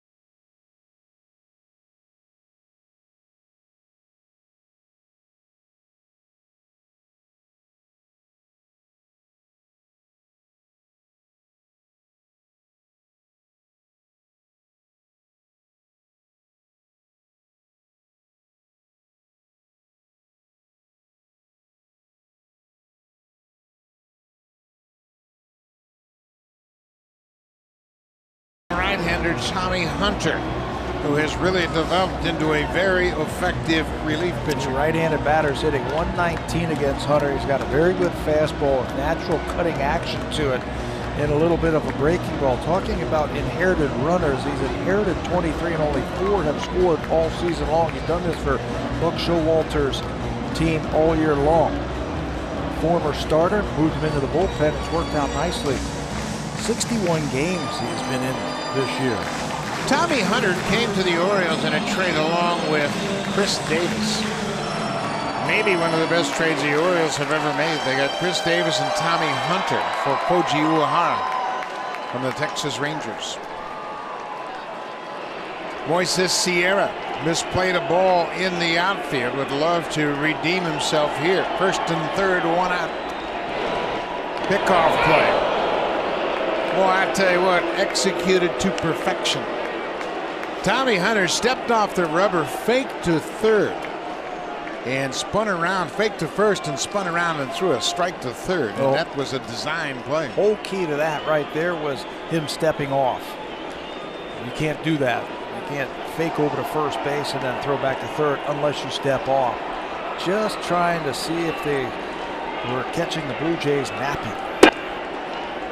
That was a heck of a play. All designed. Buck Showalter was out to change pitches, and there's the fake to first, back to third. Machado was waiting at the bag, but Laurie was heads up and got back. And what's your first reaction as the runner at third base when you see that? Take a step toward home. Tommy Hunter has a big arm. He's picked up about 4 miles an hour since he's become a reliever, knowing that his outings are going to be short spurts. Reach back, give me everything you have for a short amount of time. He generates a lot of that from his lower half. He's got a big lower half, big legs, and he really drives towards home plate. Tommy Hunter is 6'3", weighs 260. Former starter.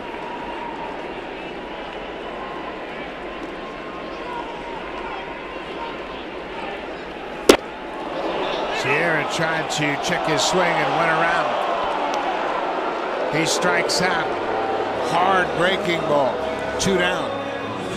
That's why they brought him in right there. They needed a strikeout. They wanted a right-on-right matchup right here, and he just gets Sierra.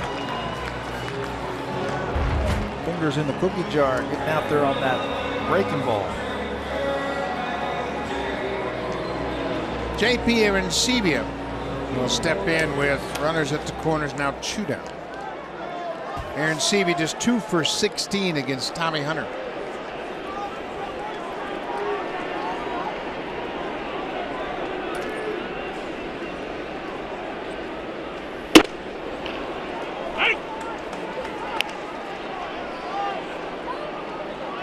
Well, you talk about an effective arm coming out of the pen with runners on base. Tommy Hunter, he fits the bill. This is what you need, I think, in the American League East. For these situations right here, runners on late in the game. A guy who can come in and just blow 99 miles an hour.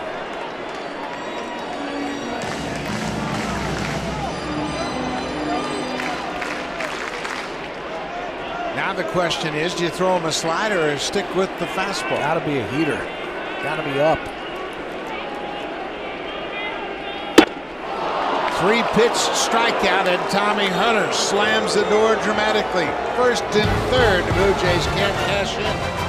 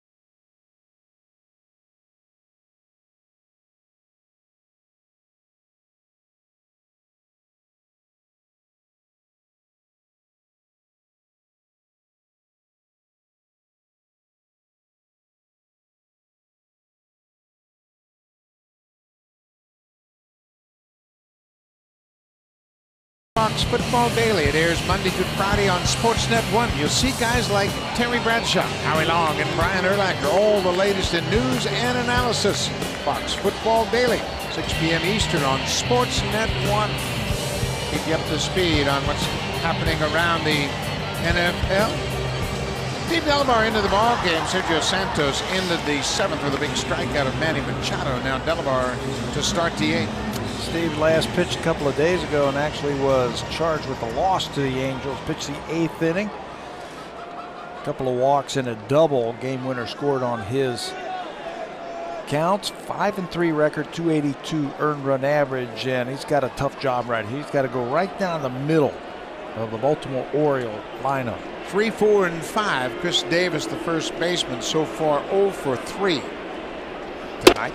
There's a first pitch strike. Davis has flied out twice. He's also struck out.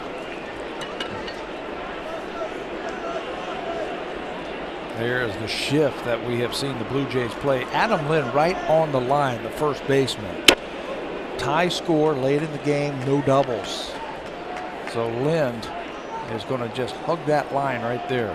Nothing between him and nothing by him. Fair to his left. Ball on the strike. Good splitter down and away. Delabar jumps ahead 1-2. Chris Davis has hit 6 home runs against the Blue Jays this season. Only Adam Jones has hit more. He has 7. This is the 14th game Davis has played against the Jays. Did he go? No, said Bill Miller. That was close.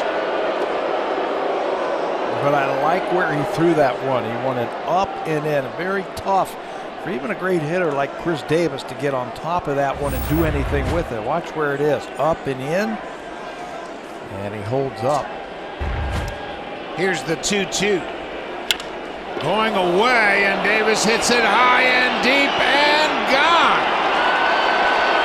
Once again, the Blue Jays pitch Chris Davis away, and he makes them pay. His 50th home run to join Albert Bell and Babe Ruth with 40 doubles and 50 home runs. Milestone home run by Chris Davis. And you said it earlier in the count that he has really worn out the Blue Jays. We showed it earlier that everything is way he can just muscle this ball. Splitter down and away. And with the great bat speed, great strength, he can just muscle that ball out of the ballpark. The pitch before, fastball up and in, he didn't have any chance to do anything with that. But you go down and away and he can get you. Adam Jones pulls it foul. Jose Bautista hit his 50th home run here against Felix Hernandez. Brady Anderson hit his 50th home run here in '96 against Pat Henkin. And now Chris Davis has hit his 50th home run against Steve Delabar to give the Orioles a 4-3 lead. Off the end of the bat, off the glove of Delabar. Jones will beat it out at first. Jones hit a slider off the end of the bat, and it's ruled a base hit off the glove of Steve Delabar. Comebacker, slider, and the ball ricochets into no man land. No chance for anybody to get that one as Jones gets another hit. Adam Jones and Chris Davis doing it again to the Blue Jays.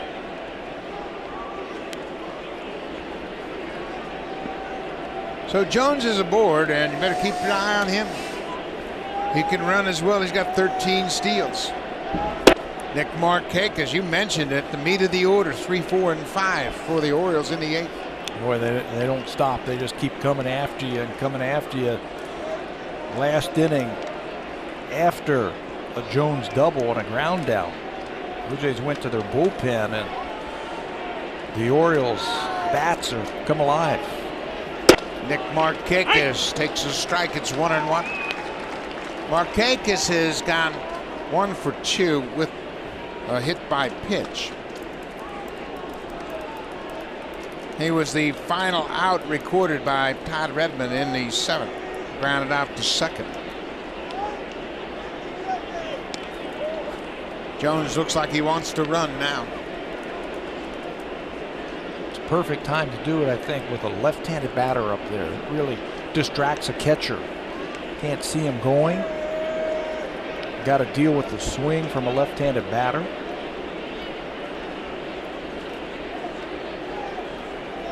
Not running. Off the outside edge.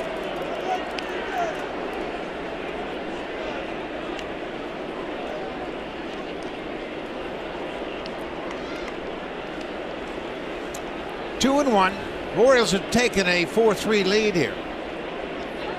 Chris Davis with his 50th home run. There goes Jones, and Markakis fouls it down the left side.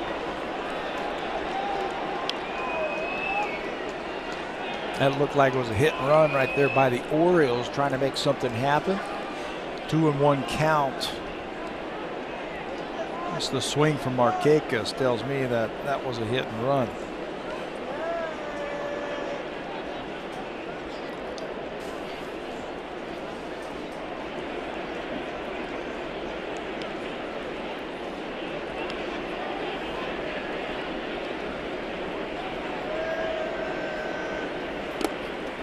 Ball is bounced in the dirt, and Aaron Sebia backhands it. Jones holds his ground.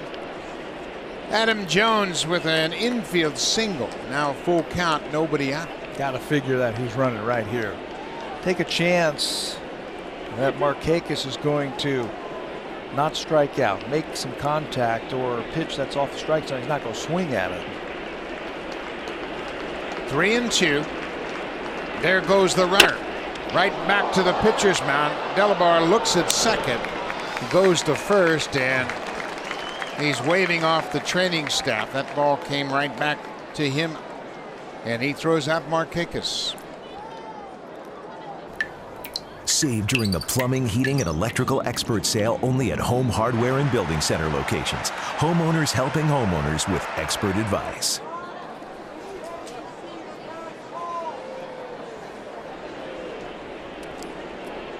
You start the runner, you stay out of the double play, so you have two shots at driving the guy in from second base.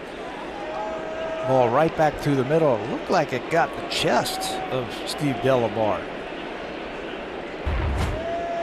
That's two comebackers right at him, last two batters. One out, Jones at second. J.J. Hardy had an RBI double back in the 7th. Knocked in the first of 3 Oriole runs. That tied it up in that inning.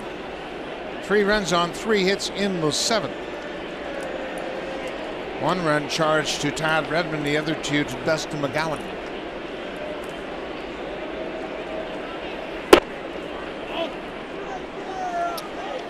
Milestone home run for Chris Davis, his 50th of the season.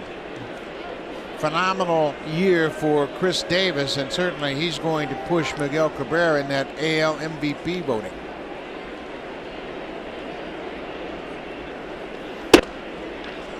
J.J. Hardy takes a strike. Especially if they get in the playoffs. The guy who hits 50. J.J. Hardy, you mentioned he had a double last time up. 25 doubles, 25 home runs. That's a lot of production. From your shortstop, who's a Gold Glover. 3rd player on the Orioles to have 25 doubles and 25 home runs. Waves at that outside pitch. Adam Jones and Chris Davis, the other 2 players with 25 and 25. J.J. Hardy is signed through next season, so they don't have to worry about him leaving. 2-2. Off the end of the bat, back over the screen and out of play. Well, one thing the Orioles have is stability. Manny Machado, the 3rd baseman, making his 147th start today. J.J. Hardy is 144th. Adam Jones, 143rd start in center, and Nick Markakis, 139 in right. Everyday players, they play every inning. How about that catcher? Also 122 starts for Matt Wieters. Chris Davis at first, 142 starts. 2-2. Popped up right behind home plate. Aaron Sebia off with the mask in front of the screen, makes the catch. Hardy's retired. 2 down.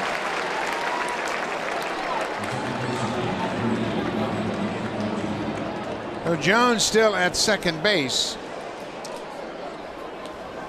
Brian Flaherty had a big walk in the 7th against Dustin McGowan. He came around to score on the Clevenger 2-run double.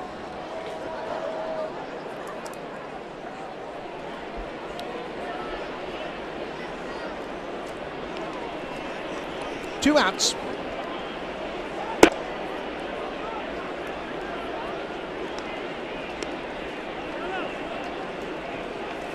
The Orioles trying to stay in the hunt for the postseason berth.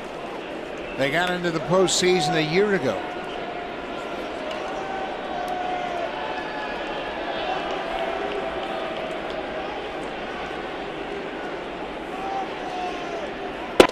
Two and 0. They won 93 games last season.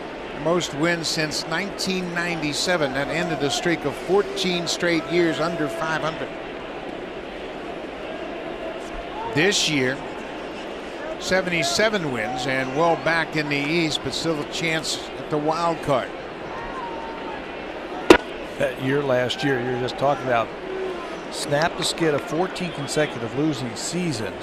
Prior to that, they had 13 losing seasons in 44 years. I mean, the Oriole way, right? There's ball 4. It's an intentional walk to finish off the at-bat. Flaherty walks for a second time tonight. 1-run games. Last year, that was their benchmark, 1-run games, 29-9. This year's a different story. And their closer, Jim Johnson's had a rough season. He's got 9 blown saves, so this team has not been as effective closing out games in close contests.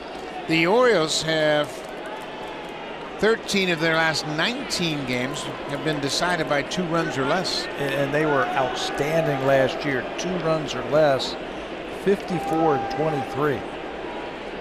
Danny Valencia, the batter. Last season, the 29-9 run record in 1-run games, 25-14 in 2-run games. Built on a great bullpen last year.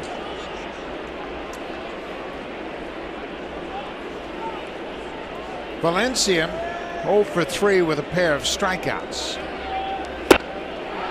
They have kept the ball away from him, and he hasn't been able to do much with it. Hasn't been able to lay off of it yet.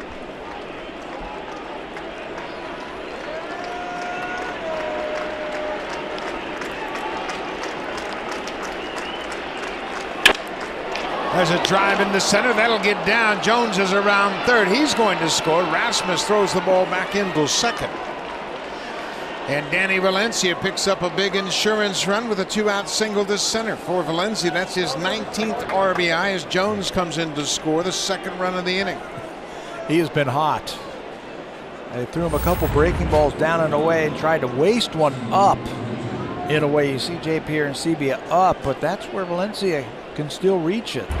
And a mistake, an 0-2 base hit, and a big hit by the Orioles. Number 9 hitter Steve Clevenger had a 2-run double to right his last time up. Drives this ball to center. Rasmus is back. He's got room. He makes the catch. The inning is over. But the Orioles take the lead. They scored 2 runs here in the 8th. It's time now for a Blue Jays Central update. Here's Jamie Campbell and Greg Zahn in the Blackberry Broadcast Studio.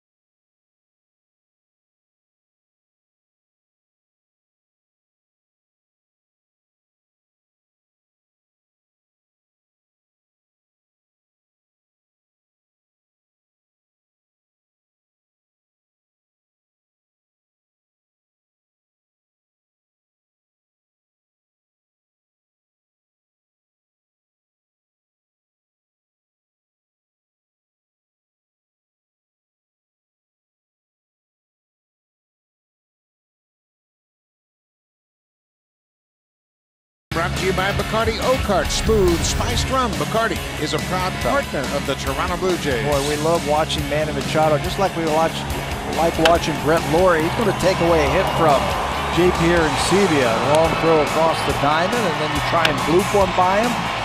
Jose Reyes is robbed also. 2 stars by those plays, our smooth moves tonight. Machado has done a good job at third, and the Orioles got off to a good start defensively with Jones throwing out Reyes in the first inning. He threw him out at third as Reyes tried to stretch a double into a triple. Where there are some good fielding third basemen in the American League. Brett Laurie, Manny Machado, Adrian Beltre at Texas. They are fun to watch. Guy down in Tampa Bay is pretty good as well. Oh, yeah. Evan Longoria. I was getting around to him. Just wanted to build it up a little bit. Anthony Gose has gone 0 for 2. He's got the count even. It's 1-1. Good tight slider. Steve Clevenger's done a nice job behind the plate tonight. This is his first start in the big leagues. He caught 11 games at AAA Norfolk. He's a former infielder. He has played first, third, and second, and they made the conversion while he was in the minor leagues with the Cubs. He worked with Jody Davis and Brian Harper, 2 former catchers, pretty good instructors, and he looks pretty good behind the plate. Very quiet behind the plate. Anthony Gose off the glove of Machado. Machado gave ground. It was hit hard. He tried to play it off to the side. And it'll be a hit for Anthony Gose, a leadoff single here in the 8th. Keep the pressure on. Playing deep at third base is Machado. Fastball by Hunter with 2 strikes, and he just can't come up with it. Would have been a close play, I think, the way Gose can run. Well, they had the defense aligned perfectly, didn't they? He hit it right to Machado's glove side, but too hot to handle. Reyes started the game off his first at bat with a double. As we mentioned, he was thrown out at third. Anthony Gose at first. Reyes fouls it back.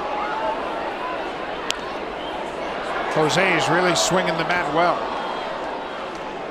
What's impressive about Reyes is his ability to get on top of a fastball. Pitchers have thrown it up there, and Jose has kept his hands above the ball, and he's been able to create backspin on high fastballs. That's tough to do. Tommy Hunter checks in on Anthony Gose. Ryan Goins is on deck. He came into the ball game in the 7th inning as a defensive replacement for Munenori Kawasaki. Kawasaki went 0 for 3.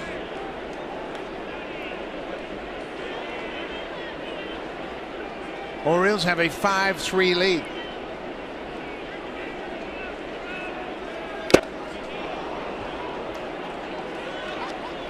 Hunter, when he struck out Sierra and Aaron Sebia, got his fastball up to 99.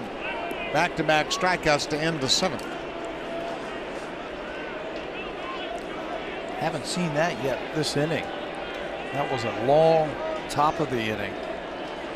Hunter was sitting around a long time.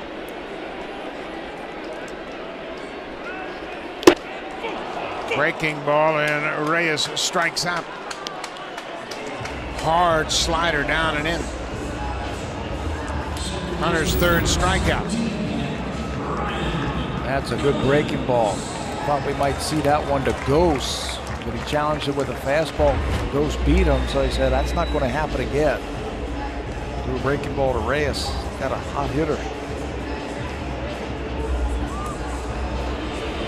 1 down. Billy Castro is out to talk to Tommy Hunter and Steve Clevenger, the catcher. J.J. Hardy has joined him. Castro is the acting pitching coach. You see Brian Mattis loosening up, another left-hander. Rick Adair is the pitching coach, who's away from the team for personal matters, and Billy Castro, longtime bullpen coach of the Brewers, serving as the pitching coach. So 1 out. Brian Goins, his first at bat of the night. We are in the bottom of the 8th.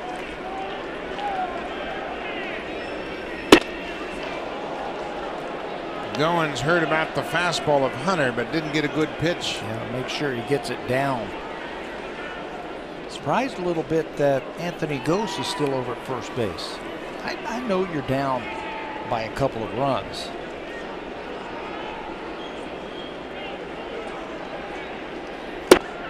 I got to take a chance. Just get him in scoring position. Get him in scoring position. With his speed, it'll be tough to throw him out.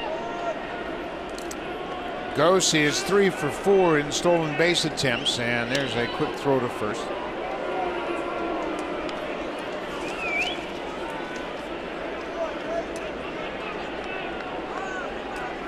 Tommy Hunter is tough to run on. He's quick to the plate, plus he's got that big fastball that gets to the catcher in a hurry. 96. Catchers have caught 4 of 7 base stealers with Tommy Hunter on the mound. Got Matt Reeders back there most of the time, and this is the first start for Steve Clevenger. So you're right, might be worth the gamble. I haven't seen him throw yet. 2-2, tight inside. The Orioles were down by 3 as they hit in the 7th. They scored 3 runs in the 7th to tie it, added 2 more in the 5th to take the lead. Once again, the Blue Jays had a lead, they just couldn't protect it.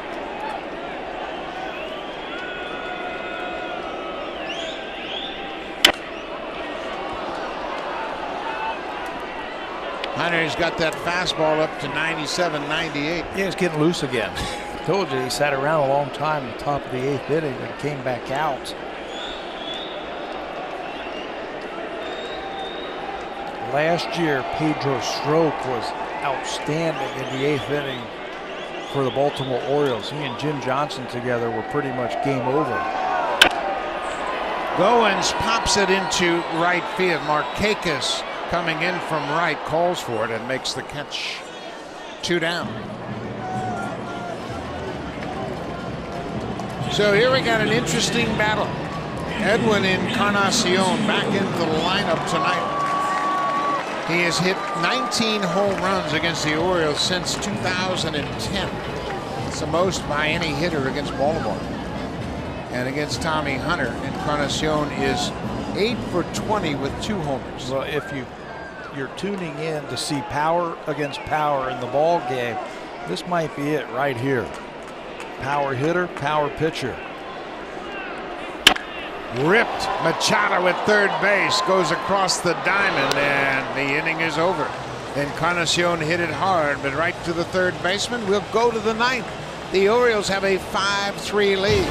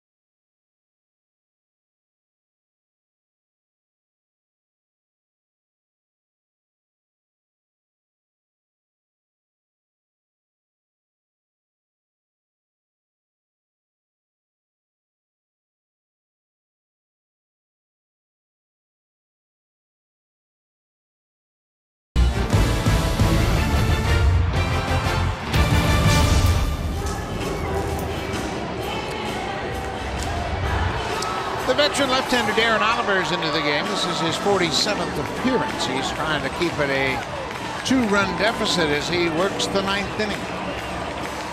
Some lefties again. So John Gibbons will go with the matchup and go with the percentages. Darren Oliver, 47 games now, got that ERA under 4. Just 15 walks all season long for the veteran, his last season in the big leagues. Top of the order for the Orioles, Nate McLouth. Singled in his first at-bat. Lined out, struck out, and walked. 1 for 3.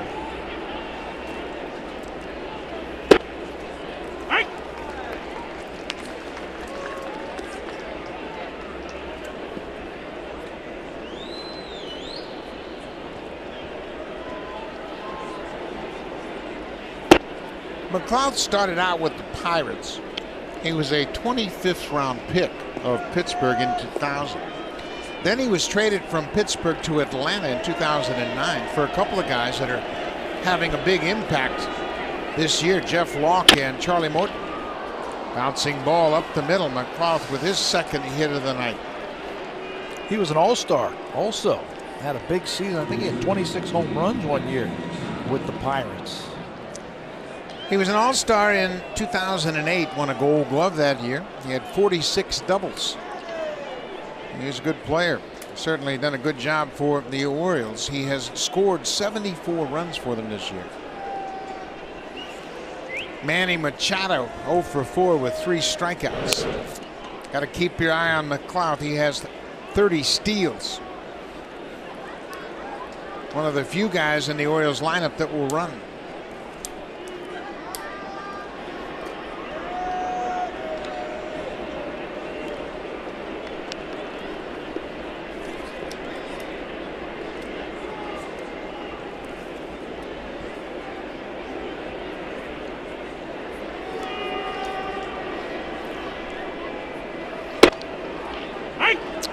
Strike right at the knees on Manny Machado. Oliver is ahead.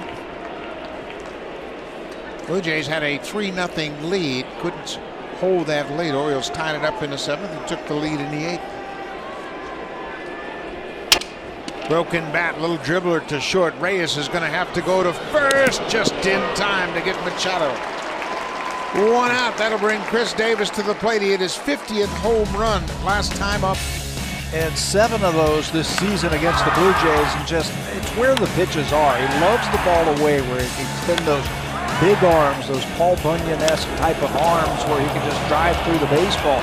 Every one of those in the same spot, and he hit them hard. He's a big guy that loves to extend his arms out over the plate, and the Blue Jays are putting it on a tee for him away.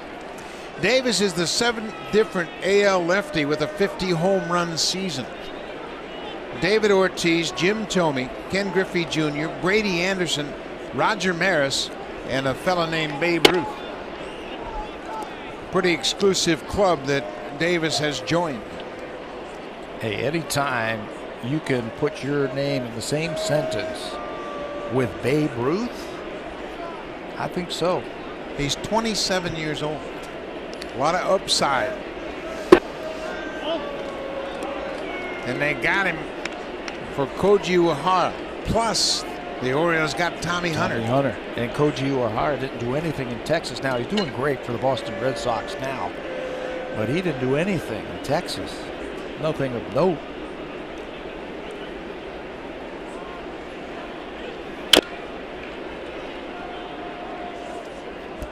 Davis and Oliver were teammates with the Texas Rangers, and Oliver knows him very well. Davis is 3 for 10 against Oliver with a home run. He had a breaking ball against him in Camden Yards to the seats in center.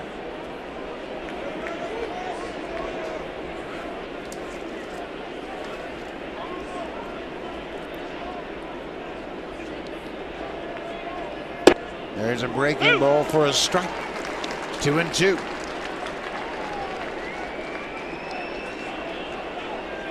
Chris Davis never really got established in Texas. He had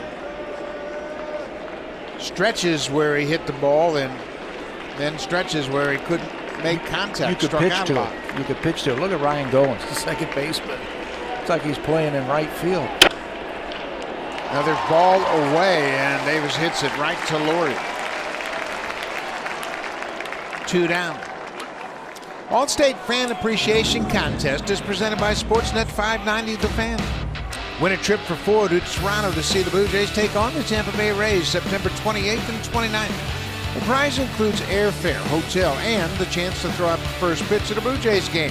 Contest closes September 16th, so make sure you enter now at bluejays.com/allstatefan.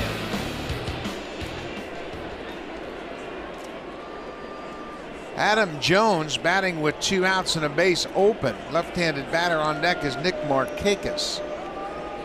They choose to pitch to Jones here. I think Darren Oliver is going to be very careful. Jones will get the infield hit. Reyes made a good decision not to make the throw. McLeod had made a turn around third. Had that throw gone to first, McLeod had a chance to score. Jones has another infield hit. He's got 3 hits tonight. You know, or if the throw was offline just a little bit. So Jose Reyes showing some experience right there. Up the middle, he flags it down going to his left. He's thinking about it and then says, you know what, I better hold on to it. Adam Jones just runs too well. And you're not going to get him at first base. Why try to make something happen when there's nothing there? Yeah, you got to know where you are on the field, and Reyes was well behind second. Nick Markakis goes after the first pitch. Markakis a single in his first at bat. He has since been hit by a pitch and grounded out twice. Top of the 9th inning. Orioles have a 5-3 lead. They've out-hit the Blue Jays 10-6.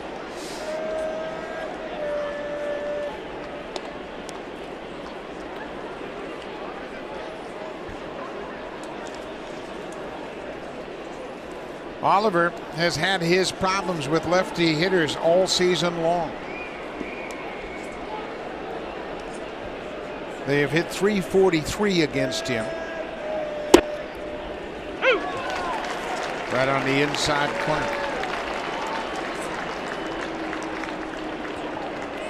They might try to steal a run here with 2 outs and Markakis behind 0-2. Yeah, They've got 2 good base runners aboard. Wayne Kirby, the first base coach, told Adam Jones to pick up his third base coach.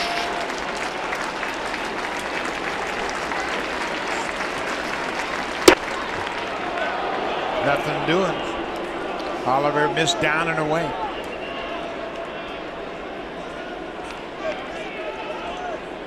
McLeod can get a huge lead at third with Laurie well off the bag. 1-2.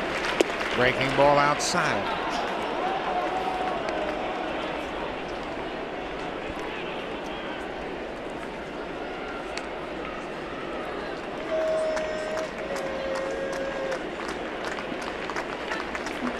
Oliver, the 4th relief pitcher to work tonight. Breaking ball, Markakis strikes out. Aaron Seavey puts the tag on him. The inning is over. So Oliver strands a pair. We'll go to the bottom of the 9th. Adam Lind has homered tonight. His 20th came back in the 4th inning. Then Brett Laurie, Colby Rasmus, he too has homered and collected 2 hits.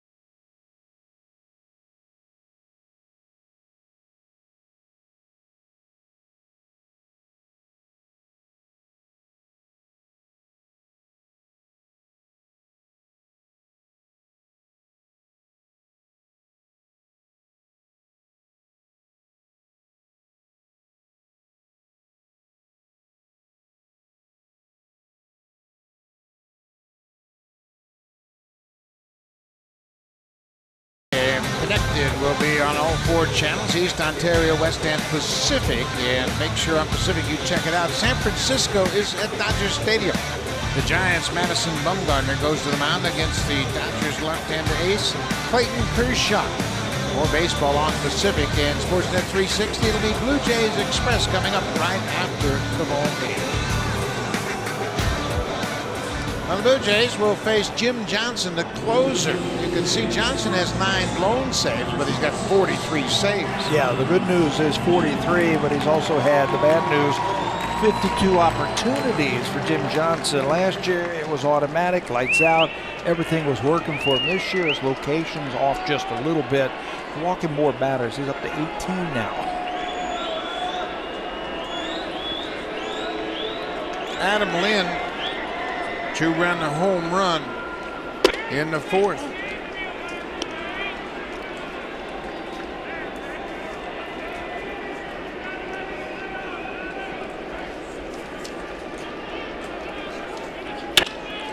Line drive to center. Jones will play it on a hop. Lynn has a leadoff single. Now for a preview of what's coming up on Connected. Here's Ken Reed and Ivanka Osman.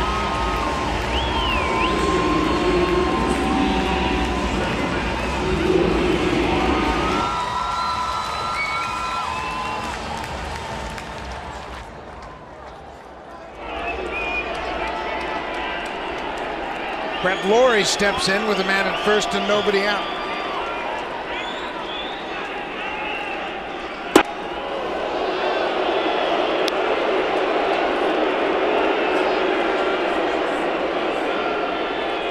Last season, everything was down from Jim Johnson. The sinker was really at the bottom of the strike zone. You can see that one pitch to Adam Lynn up. Blue Jays are going to have to force him to get that ball up. Popped up down the right side into the first row of seats, out of play. Johnson took the loss last night against the Yankees, and it's been quite a turnaround from last year to this year. Yeah, almost automatic. Like I said, 3 blown saves last year. The whip was better, the opponent's batting average, and it was just location. His stuff is still the same. It's just been leaking up in the strike zone a little bit too much. 3-8 this year and an ERA of 3 and 9 blown saves.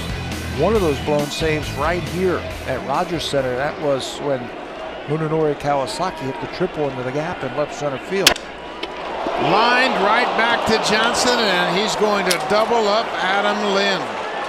Jim Johnson, a stroke of good fortune. He threw his glove up, the ball went right in the pocket, and then he turned around and threw to first. Well, you can't do anything about that if you're Brett Laurie. Just hit it hard. He just happens to be a big guy, about 6'6", standing out there right to his glove side. Throw the glove up there and finish it off over at first base.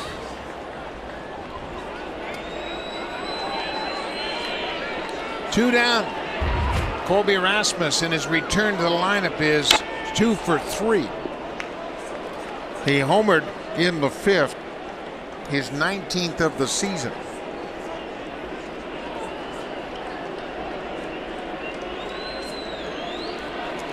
Well, there's nothing you can do about that. You got a tough pitcher out there and you hit the ball hard. Can't guide it. 0-2. Johnson's ahead. Blue Jays down to their final strike.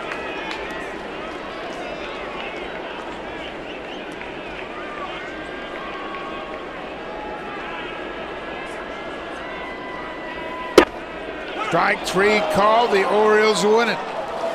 Jim Johnson picks up his 44th save of the season, his 13th career save against the Blue Jays. And once again, Chris Davis with a big home run. He had a home run in the 8th, his 50th. Orioles win it 5-3. Stay tuned. Ken Reed, Ivanka Osmak, Connected, coming right up.